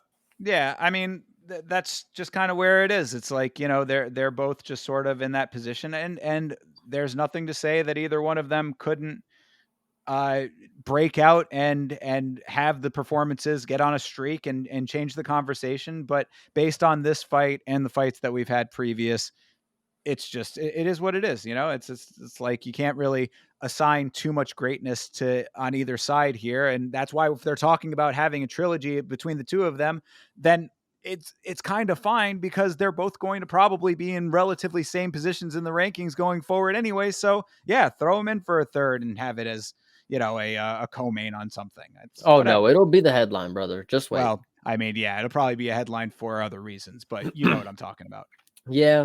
So all in all, I didn't really take away too much talking about needle movers. Like I said, I mean, you beat somebody who's not really light years ahead of you.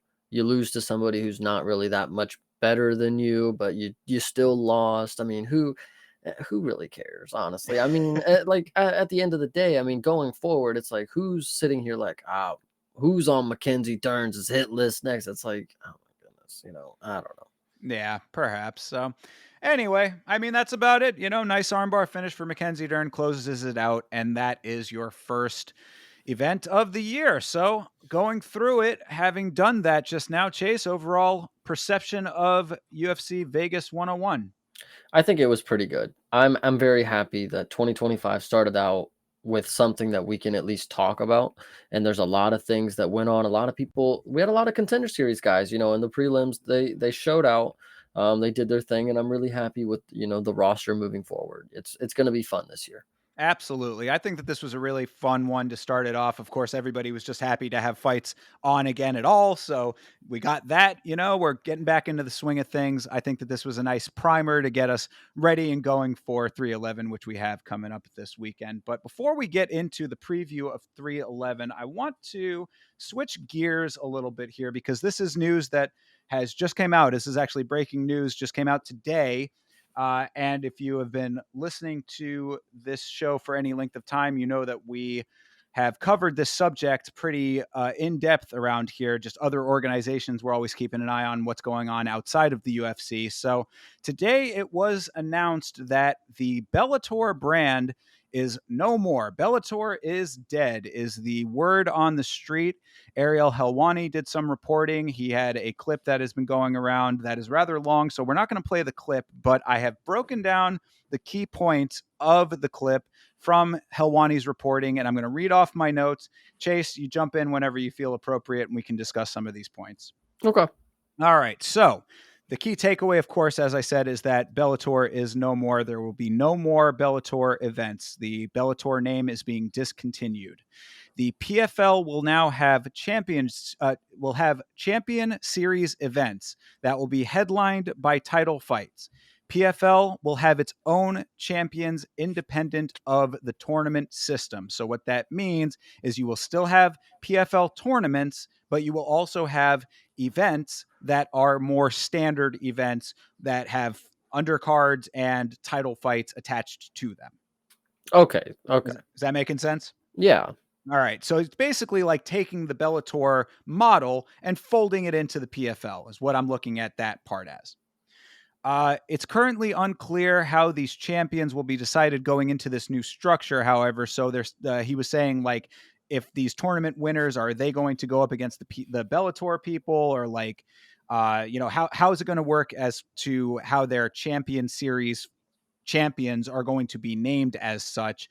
Ariel thinks that the current Bellator champions will become the PFL champions in that structure, and I think that that makes sense because why would you strip the champions for no reason? You know what I mean? I think the main takeaway that I had is what the first part you said is how they're gonna, fold. They're getting rid of Bellator, folding in this new structure. It's like my first thought was that the $1 million tournaments started eating away really quick, didn't they? Because this did not last. Well, we'll touch on that in a minute here, so I'll keep Okay, going. sorry. No. But it's a good point. That does get brought up a little bit later on here. Let me keep going on with the notes. Okay, so PFL Champion Series events will pretty much be standard events held throughout the year, headlined by title fights, as I said. The PFL season format is over. This, I think, is a very important new change and is really a good one. So the new format is going to be 6 to 8 weight classes represented, single elimination tournaments running concurrently. So tournaments of 8 fighters with 2 alternatives per tournament. They're not going to have the standings. They're not going to have the point system anymore. It's going to be a Grand Prix style tournament for the weight classes, 8 fighters, 2 alternates, and that's going to crown your winner of the tournament. The tournament winners are going to get $500,000. The winners will get probably some kind of belt, quote unquote, but they're not going to be considered champions of their divisions. The champions of their divisions are going to be named and crowned based on the Champion Series events. So tournament is So, separate. so you could be the champ and lose in the tournament and continue to have the belt after. Okay. Well, I mean, you would have to I know win it's it. right. So if you go into the season or whatever they have set up, and it's like, okay, you're the champ at the end of it, and it's like, okay, tournament time's coming up, and then you lose in the first round. It's like, well, you're not much of the champ of that division now, are you? Right. But I think that the idea is that the guys who are champions outside of the tournament probably are not going to be fighting inside of the tournament. Okay. because I mean that's the whole Or they're thing gonna is be the final of the right. something like that, And that was what I was kind of touching on earlier is that it's probably going to be that the tournament winners are going to fight the champions that are currently in place. And then well, okay, And then they and then if they win, they just can't compete in the next tournament. theoretically that part is Yeah, still a little up in the air. okay. So the $500,000 number is in addition to the fighter's standard purse. In the past, the PFL tournament winners won $1 million, like you mentioned, but that was minus their standard purses throughout the tournament. So every time that they fought in the tournament, if they had whatever it was, Ariel threw out 150 and 150. I thought that that was way, way high for a PFL fighter. But let's say that they were doing 50 and 50, 50 to show, 50 to win. That was being deducted from the $1 million. Now the $500,000 is a cherry on top plus your standard purse throughout the course of the tournament. So they're basically ripping of another $500,000 because these dudes are gonna get paid like what, 15,000, 20,000, like you said, at max maybe 50,000. It's like 50-50. It's like, well, you're cutting them now 400,000 out just because you're changing shit. Well, I mean, but who knows if that 150,000 number was accurate, which I said I thought that sounded way crazy, but perhaps if PFL is just really paying these guys, who knows? I mean, maybe there are some of them who have negotiated pretty high, but in the tournament system, probably not. I would say that you're probably right. There is still going to be a little bit less money in the overall, but you know, if it's still let's say total 600K, you know what I mean? Based on what, because it's what it would be like 3 fights to win it. Um, I mean, still decent money, I guess. Definitely a change one way or another. Yeah, So I mean, I think I agree with Toby. I mean, well, Checkmate actually just dropped some good numbers. I don't know if you saw those. 8-8 for the first round. I mean, so they it yeah, they're could cut be, yeah, they're very cutting well them a could lot be. of money. But so back to Toby, on the real Bellator's been dead. It's only just now official. It's like when I have never in my life of watching MMA in the past year, I haven't seen not one Bellator promotion like seen a tweet, came across the Bellator thing, a time, a day. Like, when was the last one? Did they just like go like 2 weeks ago and then they're like, oh shit, we're just like not Bellator anymore? Like, I don't know. It's a good point. I mean, it's especially now. I mean, there have been times like Bellator has always been, I think, for a lot of people, like appointment viewing, like where it's like if there is a specific fighter or a specific fight that you really want to see, like the one that I can recall off the top of my head very vividly is that like the Fedor's retirement fight with Ryan Bader was one that drew a good amount of numbers. I think that me and Vitz King ended up watching that before watching like bare knuckle or something like that. You know what I mean? Like we doubled it up because it was on the same night.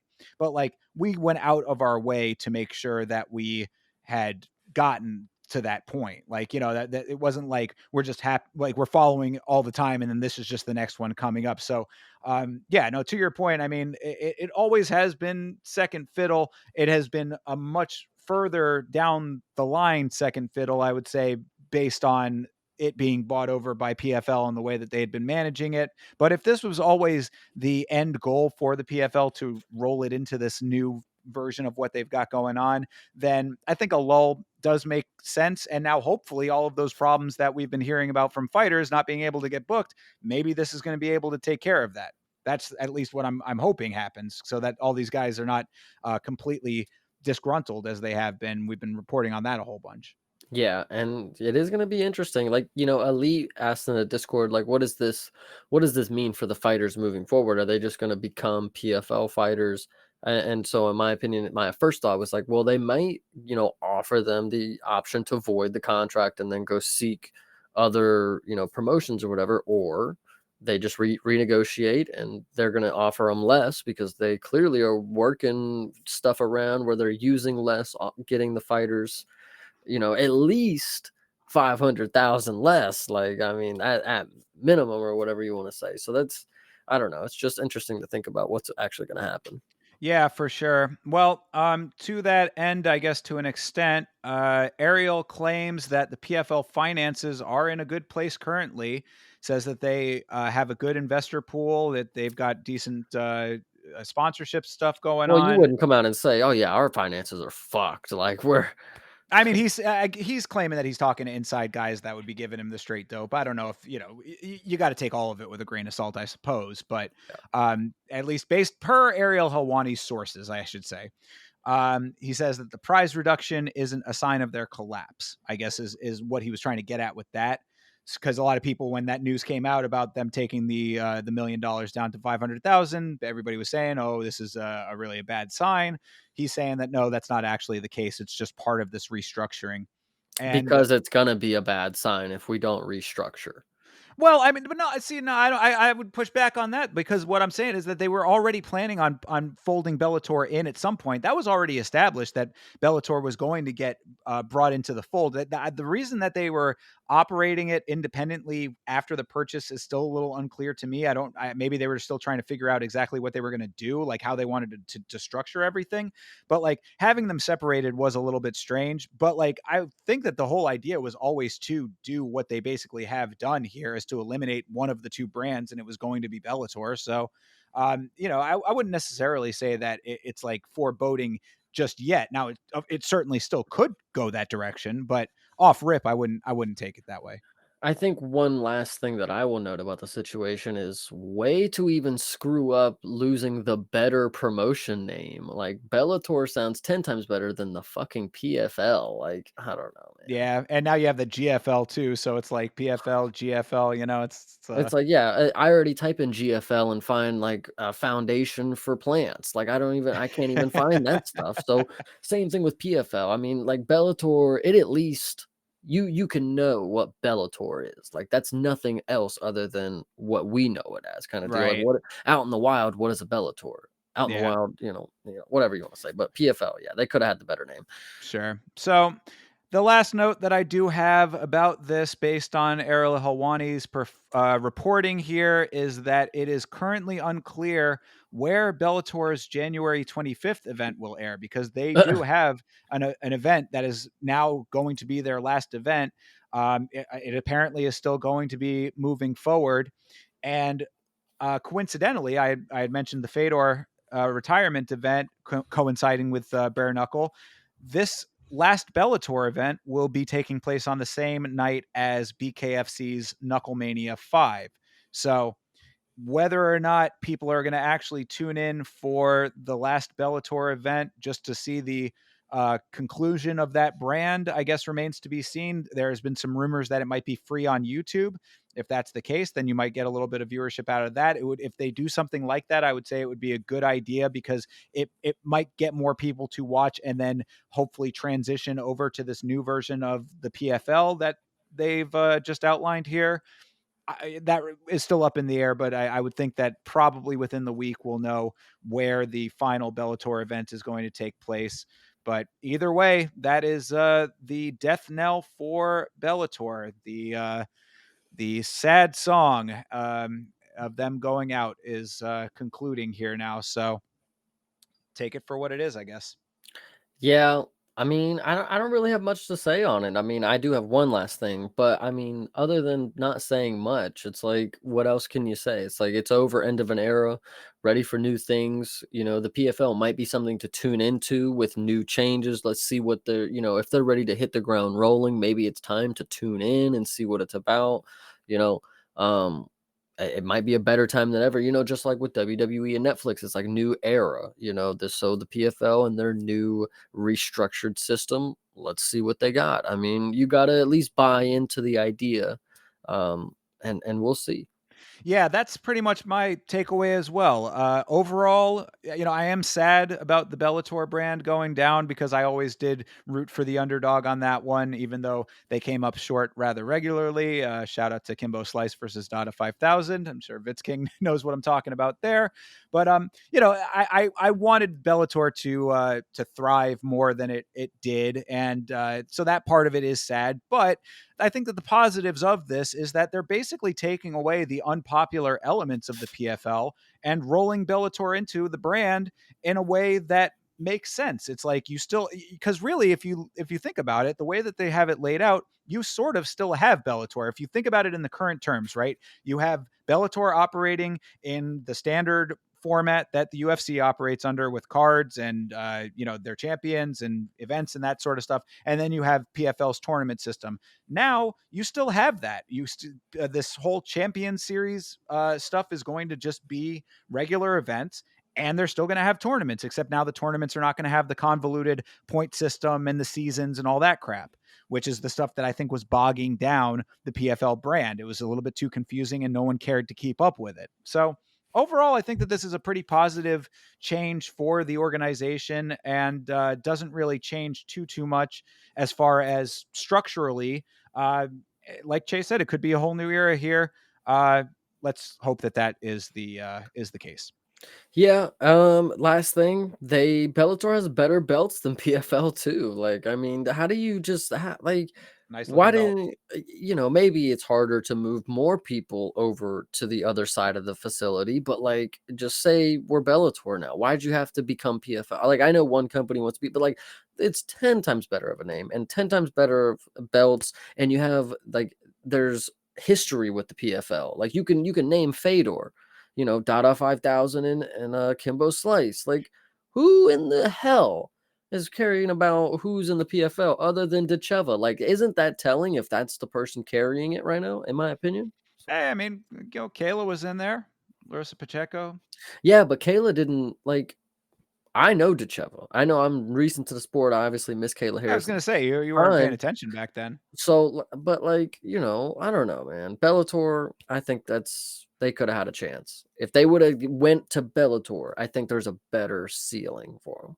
Well, I mean, look, I guess we're just gonna have to see what the new version of it looks like now, and uh, what uh, quality level we end up with. This is what they're doing, and these are the moves that the Well, people in power are trying to make. quality of the fights is going to stay the same because it's just the same roster, and there's nothing going to change for the people in the room. Like they're losing money at the end of the day. Now it's like, why they're going to have less incentive, in my opinion. It's like no $1 million. I mean, 500 grand is cool, but like $1 million, like I'll fight for $1 million, so Well, it's that's going to be just a interesting. tournament, though. I mean, yeah, I guess that's part of it, maybe for the people who want to go enter the tournament system. But hopefully, now at least the fighters that were complaining about the or Bellator stuff are not going to get their fights. Or you're going to get people who normally are in that PFL tournament, and now that there's not $1 million on the contract, they're like, "Well, I can just go get 4 or 5 fights in the new system, like whatever." So I don't know. I'm not going to win the tournament anyways. Why would I compete in the tournament when I can just go compete in the other seasonal thing? Yeah.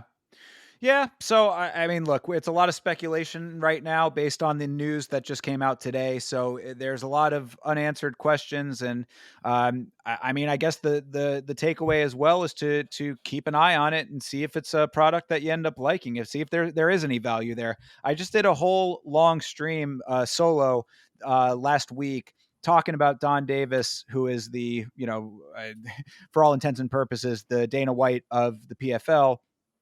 And there's a lot to dig into in the way that he is going about conducting his business, and like, because he's very much a businessman. He is not a fight person; he's a business person. So I gotta believe, again, just to play like a devil's advocate here, that like he's navigating from a money perspective, and if that's the case, then hopefully that will lead to a product that people want to consume, because that's the Yeah. whole name of the game. You are selling a product. If you don't have consumers, you don't get anything. So hopefully that ends up being what happens throughout all of this. We're just gonna have to wait and see. But that's the news on Bellator for right now. Yeah, I get with it. That's cool. All right. So to close out this stream, let's go over to UFC 311 coming up this weekend. You know the deal, everybody. Islam Makhachev versus Arman Tsarukyan 2.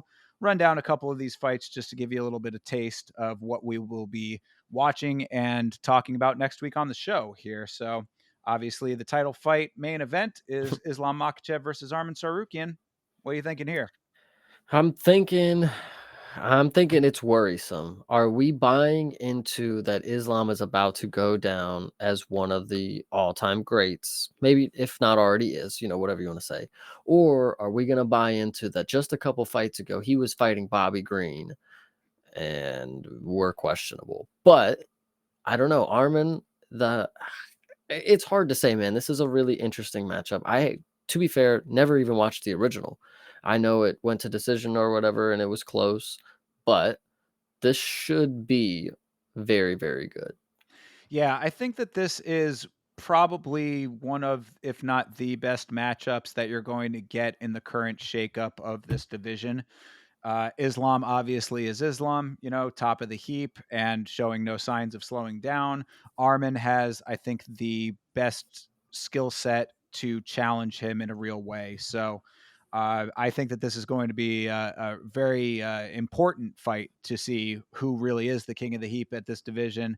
And I would really, I see no reason to doubt Islam. I mean, he's Yeah. been doing the damn thing so dominantly for so long that 26-1 screams authenticity to me based on what we've been seeing. He's the evolved version of Habib, but we all talk about the comparisons there. He's got the striking that Habib did not. Yeah, it's gonna be fun. I'm not really too sure. All I know is I'm following Father's plan, so Islam is definitely part of that, and we'll go down to the other ones here in a little bit. Yeah, for sure. Exactly. So, I mean, I know that there are some people that are riding with Armin on this one. I think that it is possible for sure. He did pretty goddamn good against Charlie Olives, but of course, Islam took care of Charlie Olives very easily himself. So, that's fight math. That's not necessarily what's going to happen, but until you give me a reason to think otherwise, I think that minus 400 is probably pretty accurate. Yeah, I can dig that. All right. Co-main, also title fight, Merab Dvalishvili versus Umar Nurmagomedov. We talked a good amount of stuff about these guys on a previous episode, going over the shakeups of the divisions right now. I think that my assessment is pretty much similar to the main event on this one. What are you thinking? Um, this one is also gonna be interesting. It's gonna be real grapple heavy, I assume. Following Father's plan, I will probably be going with Umar Nurmagomedov, but Marab is interesting. He does seem like he's taking a personal beef to this kind of matchup, and unfortunately, I have seen him get choked to the point of unconsciousness. He didn't lose the fight, I don't think, but he was damn near. He was definitely unconscious to one of these chokes I've seen. So if Umar gets him, I mean that's some good strength that they got down there in Dagestan. Yeah, no, I agree on that aspect of it. I'm gonna ride with Marab on this one, mostly because I think that this, like I was saying about the main event, I think that this is about as good as you're gonna get in this division as far as evenness of the matchup and like the real true test for the dominance in the division. And I just think that Marab is going to want it more, and I'm thinking that the experience is going to play a part. I think Yeah, that's going to be the deciding factor, really, because I think they are so evenly matched up in so many ways. We talked a little bit about it. I think I started to kind of come around a little bit to your side of the thinking when it came to Umar striking. Going back and looking at some of the highlights there, highlights, quote unquote, whatever you want to call it. Looking at some footage of him, I was kind of seeing what you were saying about staying on the outside, not really like going in driving, putting the pressure on at least with the striking. And I think that Marab is probably going to be able to navigate that. I think you're going to get some crazy scrambles in this fight. Like I'm hyping this fight up in my mind a little bit because I think it's a little bit better than people are maybe giving it credit for in those regards. Like I think that there's a lot of it's going to be very competitive. What actually ends up happening when it comes to the striking, we're going to have to wait and see at that point. But as of right now, all things even, I'm going with experience. I'm going to go with Marab. 100%. I hear you. All right. Yuri Prohashka versus Jamal Hill, the fight that everybody's been looking forward to, huh? Yeah, the dudes who are arguing who got knocked out faster, you know. It is funny. I do want to believe in Yuri because I buy into his character more. I think he's better for the promotion. I think him winning has more fans happier than if Jamal Hill wins or sad or upset at Jamal Hill, whatever, if he's a heel in the situation. Like like Yuri, after we watched what Alex could do to him, it's like I feel like Yuri's just like he's our baby now. We got to protect him. And if Jamal Hill is the matchup, I think he's got a very good chance. I think Yuri's got this. Yeah, for those exact reasons that you just laid out, that is why I'm going with Jamal Hill. Um, Oh, I look. My thing with Yuri is that I was in the exact same boat as you. I bought into the character of Yuri for quite some time, and I like Yuri as a guy. I think he takes the sport extremely seriously.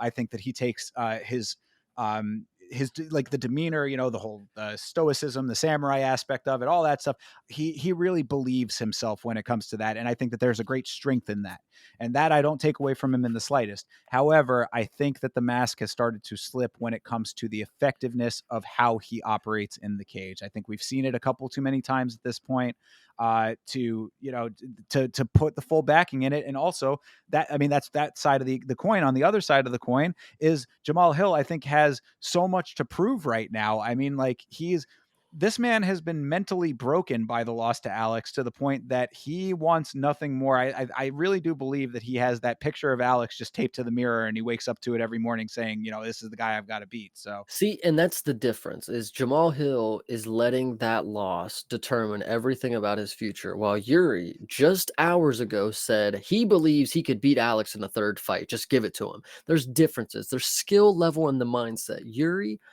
he's a conqueror. Any opponent, he's going to the top. It's not Jamal Hill who's looking just ahead at the car. Yuri's looking at the finish line, and I'm ready for it. I think Yuri's got it. look, I'd be certainly happy if Yuri does take this fight. Like I'm a big fan, and I want to see him succeed.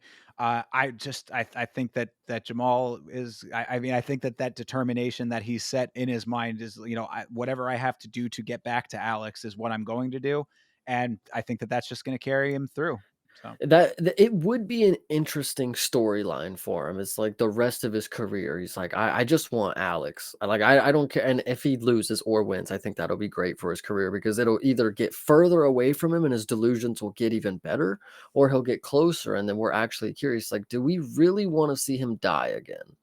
But Perhaps. I mean, if that's the case, but I mean, it's one of those situations where it's kind of ironic that Alex and Izzy had the saga that they had, and now Alex has become the Izzy to Jamal Hill. I would yeah, say. But so I'm thinking that that's going to carry him through. I could be 100% off base, and I would be happy if I am, but that's just my gut is going with Jamal Hill on this one. Even though yeah, the odds are fairly even on this one. It's pretty much a pick 'em. So, I hear uh, you. we'll see what ends up happening there.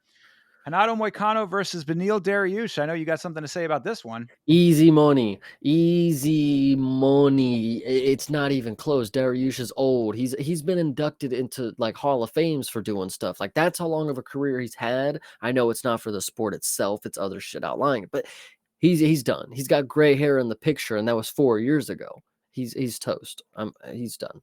Yeah, I mean, I think that I would agree with that one. I think that Moicano is just on such a tear lately.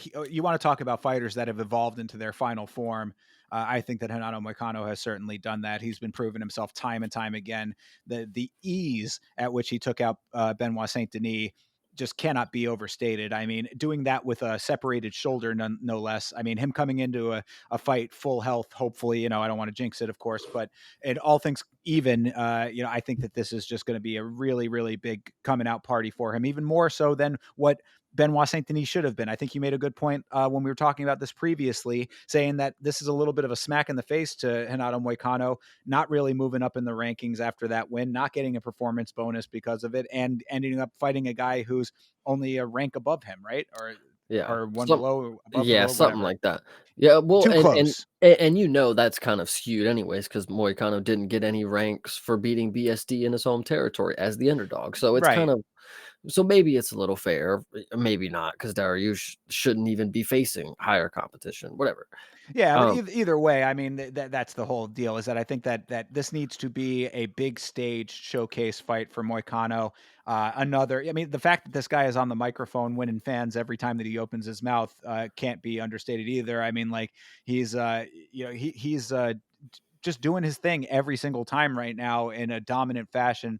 Get this win, shoot up in the rankings. This division is one that's prime for some shaking up, as we talked about earlier, in previous streams. So. in his last appearance on the mic, Moicano said he wants easy money, give him the easy fight. He can negotiate who he picks to fight. I don't know why people are actually giving Dariush a chance. Moicano believes this is easy. and I believe it. Yeah, let him get this win. I think that that's absolutely going to happen here, and for that money, for as a minus 185, I would jump on that immediately if you can get him at that. Yeah, yeah. And to round out the main card, Kevin Holland versus Rainier de Ritter, the one championship former two-time champion there. What Yeah, do you think? I think the numbers are a little too close. Kevin Holland has a lot of losses. He's lost a lot of different ways.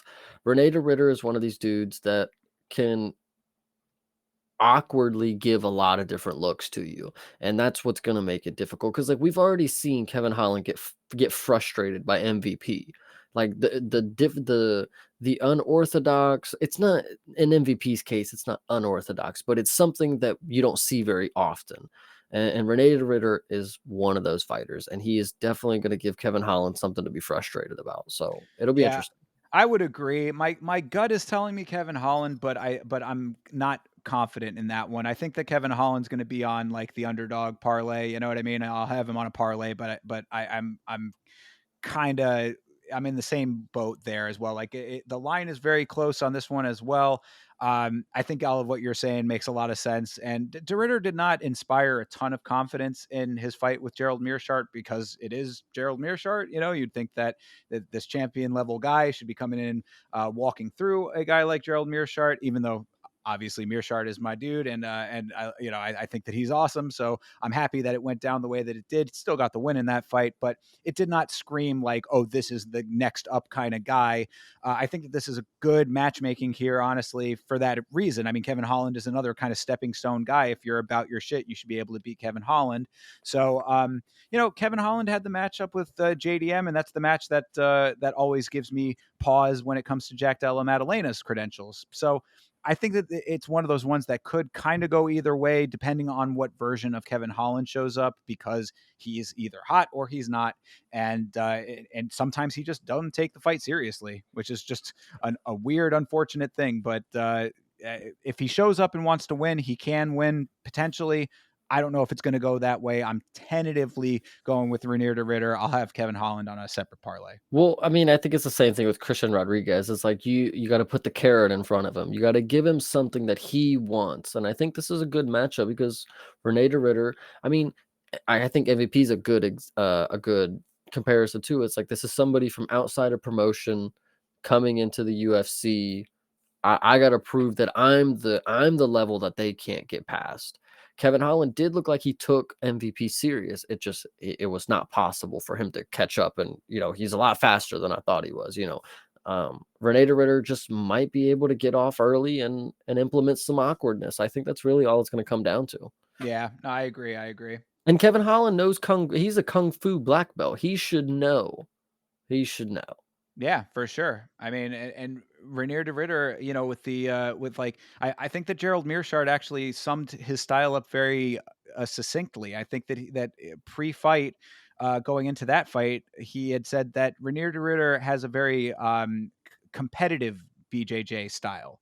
It's Mhm. not necessarily like an MMA BJJ style. It's like it's more like tournament style. So I mean, like it's awkward, and like the rest of it is awkward. The things that he surrounds the BJJ with are the awkward elements of him. So it's like it does kind of create an interesting set of dynamics to have to deal with, and that could lead to a couple of openings that Holland's not prepared for. Yeah, 100%. So. All right, moving on to the prelims. Your featured prelim here is Peyton Talbot versus Hani Barcelos. I like this fight. Peyton Um, Talbot, this could be his big debut for a lot of people, I would say. If you like it, I'll listen to you, but in my opinion, I saw the name and I said another can. But Oh, Hani Barcelos is not a can, my man. you know what? Before I go on a separate rant, because I think it is needed, I want you to go ahead and tell me why he's not a can. I mean, he's a vet. I mean, like he's been Okay. around, he's been doing his thing. I mean, he has some good wins. I mean, he is a little bit older now, so I mean, like going back, checkerboard, obviously 3-2. So yeah, he's not or two Mhm. and three rather. Yeah, I get you. He's not he hasn't been like doing great now, but I mean, also 37 years old. I mean, he's a dude who he's one of those guys that like yeah he should like not win this fight, like this should be a big thing for Peyton Talbot, but I do think that it's going to be a lot more competitive than all of the dudes that Peyton Talbot has been running through. Yeah, I can see that. I'm hoping it's definitely a better matchup than whatever the last French guy was, because Peyton just, mopped him, and that was definitely a step down from the competition that he had before with Cameron Simon. At least, from the general viewpoint, Cameron Simon was supposed to be a very highly touted prospect, and he hadn't been seen since, I don't think. Mm. Um, and only lost to Umar is pretty impressive. So I will say that. But I also wanted to mention, and I don't know if this has happened before. I don't think we've talked about it because I probably would have seen it and had this rant already. This is playing on Disney Plus. The prelims are gonna be on Disney Plus. It says right there. Yeah, I guess that they're doing the full suite of Disney Yeah. streaming Well, services for and this and one. so I wanted to go on a side note rant because, Yeah. like, why is Disney Plus accumulating all these rights to play stuff? Like, is Disney Plus not supposed to be the kids channel? Why am I getting on Disney Plus and seeing FX shows like It's Always Sunny in Philadelphia on there? Like, and now we're having UFC. Like, what is Disney Plus become? I'm just very confused. Anyway, It's like, it's called Monopoly is what it's like, become. wow, like, oh my lord of mercy. Anyway, The continue on. Well, I mean, Disney owns ESPN, Disney owns Hulu, Disney owns FX, Fox, and all that stuff. So yeah, I mean, Disney has a lot of properties under its belt. It is a little odd that they are specifically airing this card, but yeah, I mean, they've been glomming up things left and right. Actually, Disney also, I believe, just struck a deal with Fubo, and that impacts combat sports because now Bare Knuckle is going to be airing in some capacity on a Disney property with that Nice. partnership. So, yeah, Nice. a little bit of a platform for them, but yeah, Disney just sucking up as much as they can get their hands on in the entertainment world. True. Which is going to be interesting. That goes back to something I talked about on the week that you were not here when I was talking about like what's going to happen to the UFC's broadcast rights after the ESPN deal is concluded, because Netflix might be waiting in the wings. They already have a relationship with WWE. That could be a pretty interesting time to see where UFC ends up after their contract expires. Yeah, 100%. But anyway, I mean, thoughts on this fight? You think it's just going to be Peyton Talbot walking through?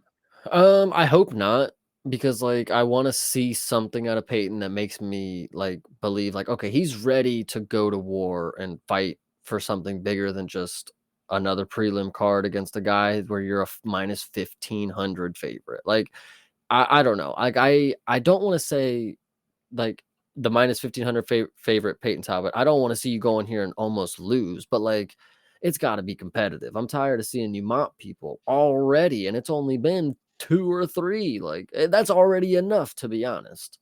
So, Well, I mean, we had a similar situation with Bo Nickel, and Bo Nickel got the jump up and he did win that fight, but it showed a dramatic difference in the levels as far as certain elements of his games go, or certain elements of his game goes. So I want to see out of Peyton Talbot a performance that a makes me want to see him fight higher competition beyond this, because he is slowly ascending as people rightfully think he should be.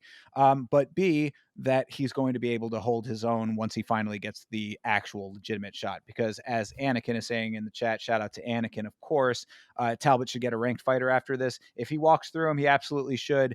But then the real test is going to come. I mean, listen, maybe it just never does. We've seen a lot of undefeated fighters. They get very high in the rankings before they end up losing. So Peyton might have a while to go. He's very young, very impressive, well-rounded skill set, and obviously he can finish people. So anything's possible. Yeah, and I think that this should be a pretty well lock for him. I mean, that minus 1500 price tag is speaking all that you need to know right there. But yeah, we'll see. I want to see him do it in impressive fashion. Okay. Moving on, we've got Jalton Almeida versus Sergey Spivak. I know you're a big fan of Sergey Spivak. Honestly, before we moved on to the fight, I looked at the plus 340 and I thought, honestly, Sergey, I wouldn't put it on you, but that's not a bad dog because Jailton sometimes is a goofball. And one, fortunately in this matchup, you have two dudes who are not great at striking. Sergey's definitely better in my opinion. He got spooked against Sirogan, but his striking is definitely better than Jailton because Jailton just sucks. Like, he just refuses to ever, like, practice it, I guess. And so the wrestling could get interesting because Spivak apparently can sub off his back. He can just do anything now. So the grappling might get interesting. People think he's gonna get ragdolled by Almeida. this might be another conclusion that I come to where I say Jailton Almeida might do better at light heavyweight. If Sergey Spivak is the dude that makes you look, human, you might have another thing coming for you. So I just think this will be interesting. That plus 340 is speaking to me a little bit. Fair enough. I want to continue to put faith in Jalton Almeida. It might be misplaced at this point. In fact, I would say that it's definitely misplaced at this point. But I think that you're exactly right. This is one of those fights that is like, if you cannot win this fight, then a reassessment is definitely necessary. The fight with Curtis Blades, I think, could be chalked up to some, I don't want to call it a fluke because it wasn't a fluke, but just poor management of your positioning, because he basically got caught with those side of the head elbows that ended up being the TKO. Um, don't let something like that happen here. I do think that he is going to be the better grappler in the out of the two of them, even though Spivak has proven that he's not super slouchy in that department. So this is kind of a make or break for Almeida at heavyweight in for all of those reasons. And I want to believe, because heavyweight is such a sparse division to begin with, that it really is going to be very sad if we lose Jalton Almeida as somebody who's anywhere in the conversation. And we're right on the bridge of the narrative. It's like, are we going to see Jailton rise the rankings where we question like, oh, that was just that one fluke loss? Or are we going to sit here and watch Jailton Almeida spiral out because Sergey Spivak beats him? And then we always talk about like, I mean, we could have seen it coming, like, so stuff like that. I don't know. Yeah, Jalton Almeida is always going, or potentially would become a great what if in this sport, in my opinion, because you could always look back and be like, what if Jalton Almeida just had hands? Yeah, What if he just had striking? It's the only thing he's missing. and it's unfortunate to his case. It's like when he does lose, he's somewhat gonna be memed. Like I think he's one of those fighters that does get memed when he loses, whether it's a knockout. He hasn't lost much, of course, but if he loses to Sergey Spivak, it's like you're getting memed to shit. You just got beat by the fucking polar bear. Like, so I don't know. Jelton Almeida's in a hard position because I feel like while he's not a superstar, at least the people who know ball, we have high hopes for Jelton. So it's interesting. Yeah, and that's why I'm riding with him on this one for that exact reason. But I do agree with you entirely that Spivak not a terrible dog in this one either. He might go on the underdog parlay too. Sadly, not a terrible dog. I hate to even say it, but I do. Uh, He is coming around on me. I'm not gonna lie. Moldova, shout out. I might have to get a flag if he wins this. Oh, I'm getting a flag, all man. right, hold him to it, everybody. He says he's getting a flag if Spivak wins this fight. Easy. All right, moving on. Zachary Reese versus Azamat Bekoev. Do I? It's short notice fill in. Yeah, I was going to say it did not sound familiar. Hard to say, obviously, for that reason. I mean, I guess we can at least take a It's look at from the his. LFA. Yeah, an LFA guy. Is 5-0 in his last five, so all LFA fights and one in octagon. So Yeah, but the thing that I have to say is we should know by now, after what we've seen out of Zachary Reese in his last performances, whoever this dude is, the 6'1" frame, we know Zach Reese is huge for this yes, division. So yes, whether Asmat's a 6'1" middleweight, he's gonna not, Zachary Reese is gonna be huge compared to him because he's a normal middleweight kind of deal.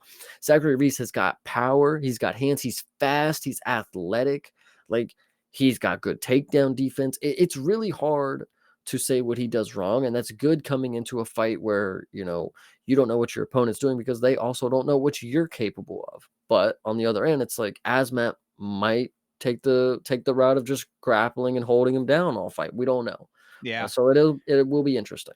Well, one aspect of it that I was not aware of, but does play a pretty big part here, is Anakin coming Yeah, through with the facts. Uh, terrible. Bekoev went to a split decision with Dylan Budka. That should tell you all you need to know there. So yeah, I mean, I got to ride with Zachary Reese on this one, just off of all of those elements. But we'll see. Like you said, he could be some dude that has a lot of tricks up the sleeve that we're not aware of that he's been showing off in the LFA, and this is your shot, buddy. 100%. I mean, listen, he's a Russian guy on the card with a lot of other Russian guys. I'm sure he might be somewhere in the realm of knowing camps. Maybe he's on the way to knowing something. Maybe Zach Reese is the first victim. We don't even have the Sure. line yet for him. We don't know who's the favorite. It might be a big favorite for Zach and big Yeah, dog. So it's a good point. All right. And the last of the regular prelims here, Bogdan Guzkov fighting Billy Elikana. Uh, Elikana sounds familiar, but I don't oh, remember. what the Yeah, he's a fuck?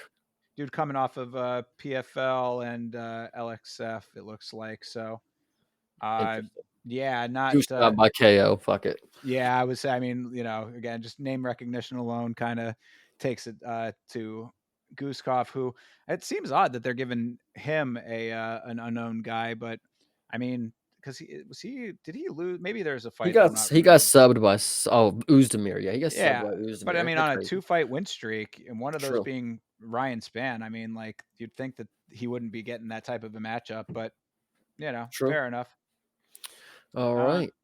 so Grant Dawson and Diego Ferreira I on just the early need prelims. Yeah, I just need Grant to perform, maybe get a finish again. If you get 2 finishes in a row, I'll take back some stuff I said about the first one, you being very boring in the beginning of that fight. Just know that I will be watching you, and anytime you do grappling, I got a timer set before you start striking, dude, because I'm bringing it to the show. That's right. Well, I mean, the dude has to go out there and perform. He's got a wife with an ass like a dump truck back home who That needs you to be can taken bounce a care of. quarter off of. That's right. You got to make sure that you're taking care of the lady, my man. So go out there and win your fight for her, sir. Yep. And I would tend to believe that Grant Dawson takes that fight. Um, Moving on to a fight that I'm very surprised is this far down the pecking order here. Carol Hosa versus Eileen Perez. I'm sorry, brother. I think that this is going to be a pretty bad loss for your girl here. You're actually ridiculous because it's gonna be so easy. Like Eileen Perez with her newfound gift of just laying on top of other women. She's gonna get this done easy. She's just gonna rack up control time. All she does is go to decision. She's got one sub against the Shevchenko clone number 3, and then all the other ones she just lays on top of people and racks up control time and strikes. I think I see no difference here. I don't know why plus 225 dog against somebody with 6 losses. It's like, why are you confident in somebody who's lost so many times? Because she throws hands, brother. Carol Hosa is a scrapper, my dude. She's not one of these Yeah, timid fighters, timid lady fighter. Like she's gonna go out there and take the fight to her. Yeah, but I think Eileen is just gonna truck her over and, do what she does best, but I could be wrong. I think Eileen really has this in the bag. I might put just big money down on Eileen, just All straight. right. I mean, Uh, that plus 225 dog, I mean, oh, hey, no, do your thing, brother. I mean, that's yeah, I mean, we'll be back next Monday to see how it all shakes out. we will be back next Monday to see how it shakes out. But yeah, so all right, I'm going with Carol Hosa on that one. But Chase is thinking otherwise. You decide in the chat who you want to rock with on that. Okay. And yeah, Next. and actually, Oh, yeah. just to close it out though, real quick, this is certainly the fight that makes me a Carol Hosa fan. The war that she had with Irene Aldana, that fight was amazing. Yeah. So I'm a fan for life. But moving on, Rinya Nakamura versus Muin Gafurov. This should be a slam dunk for Nakamura. You think? Absolutely. Moon Okay. Gafurov is A bum. yeah, I mean, I've never been impressed by him. I think that he won his last fight, but I was not impressed then. Even yeah, he won his last fight versus Kang. I'm not. No, I have not seen anything out of Moon Gafurov that has been anything worth looking at, except for that odd patch of hair that he has on his back. Yeah, the last memorable thing that happened, just because you clicked on his little thing, is that he got Oh yeah. subbed by Saeed Nurmagomedov, and that was so long ago. Saeed hasn't even fought since. So crazy. There you go. He took that win and rode off into the sunset, huh? Hey, must be good enough for him. Yeah, for sure. So I'm rocking with Nakamura on that one. Ricky Tercios versus Bernardo Sopai. I I think this mean, is a banger right here. this I like could be. SoPi. Yeah, I mean, I think Sopai is definitely game. Tercios has a lot to prove after the loss to Raul Rosas. Now made himself look like a bit of a jackass in the lead up to that fight. So I think he needs to regain some ground with the fans, at least this one anyway. Mhm. So Yeah, I mean, I think that this has a lot of banger potential. This is a really decent early prelims, to be perfectly honest. So yeah, this is a tough one. I will tentatively go with Sopai, but Tercios has been a guy that has been able to surprise in the past, and is a dude that takes his fighting very seriously. So I want to believe that that level of dedication will show. Yeah, Tercios might be one of these dudes who can derail a decent prospect. Not saying Bernardo's not coming off of a loss. Albania. That is that what this is? That's actually pretty cool. Yep. Bernardo is somebody who I would. When I look at him and I get the vibe from him, he just seems like a dude who wants to fight. Like getting knocked off by Ricky Tercios is probably not. You know, he's probably not thinking that this is life or death. Like he's gonna get another fight after it, hopefully, whatever. But he just the way that he presents himself, he seems like a fighter. Like it's not really championship level mentality. It's just I'm here to get paid and fight kind of deal. Could be. So, yeah, I don't know. It's really one of those ones that I think it depends a lot on how they look on the night of. It's going to Yeah. be a bit of an eye test for that one. But both guys coming in with some decent reputations, I would say, based on previous performances. Of course, Anakin mentioning the knockout that Sopai had. So No, that he got that against him. that Yeah. yeah, well, that's what I mean, Yeah. so, it's, yeah, you never wanna be on the opposite end of that highlight, but, He took plenty of time off though, so he should be good to go. That's a good sign at least. He didn't jump right back into it. So yeah, yeah, so, both coming off of losses, somebody needs to win. true. I mean, whoever gets 2 losses in a row, I mean, you're just getting closer to your way out, so you might Yeah, wanna pick up the pace. yeah, exactly, so I'm gonna tentatively go with Tercios on that one. And then finally, starting it off, is Taguero Ulanbekov versus Clayton Carpenter. Clay Carpenter there, undefeated still. And Ulanbekov, were we just talking about him in the rankings? No, Yes, that he was is in the rankings. Yeah, I think he's 15. so. How is that the first fight on the early prelims is a ranked fighter? Because Father's Plan does what happened. Like, he pulls through. Olenbekov's getting this one. He's part of it. I mean, okay, well, Clay Carpenter undefeated though. You don't think that that's going to maintain, huh? Honestly, I didn't really remember him until I, like, looked at his record, and then I'm like, "Oh, well, I did watch this, like, just in October," Yeah, So, I was going how to did I say, yeah. forget? But, hey, I mean, shout out to him. If he pulls out, he does, but I think Ulanbekov has got this one. I think he'll wrestle and maybe get a sub probably. Well, all right. I mean, we'll see what happens there. We will be back, of course, next Monday to talk about each and every one of these fights that we just did a little preview of here at UFC 311. So I will be doing a watch along for this event with my buddy, the Vitz King, right here on the channel. That is youtube.com/at Yama Show. And Chase, I know that you can tell them where they can find you. Them boys can find me live streaming every Saturday on not every Saturday that the UFC is on. I will be there on youtube.com/at CP Smalls. On Twitter, sometimes you'll catch me trying to get Minty Betts' attention at creative PARTIN. And yeah, that's where I'll be hanging out. Absolutely. Make sure you follow my boy. I am on Twitter and Instagram at Yama Show as well. Hopefully, going to have some new content out on the channel this week. I know Chase will probably be getting some prediction videos out and some other content as well. So make sure that you are subscribed to both channels. And as I said, we will be back on Monday to go over these fights. Thanks for hanging out with us tonight, everybody. We appreciate you. Have a great rest of your week. And as always, fight on.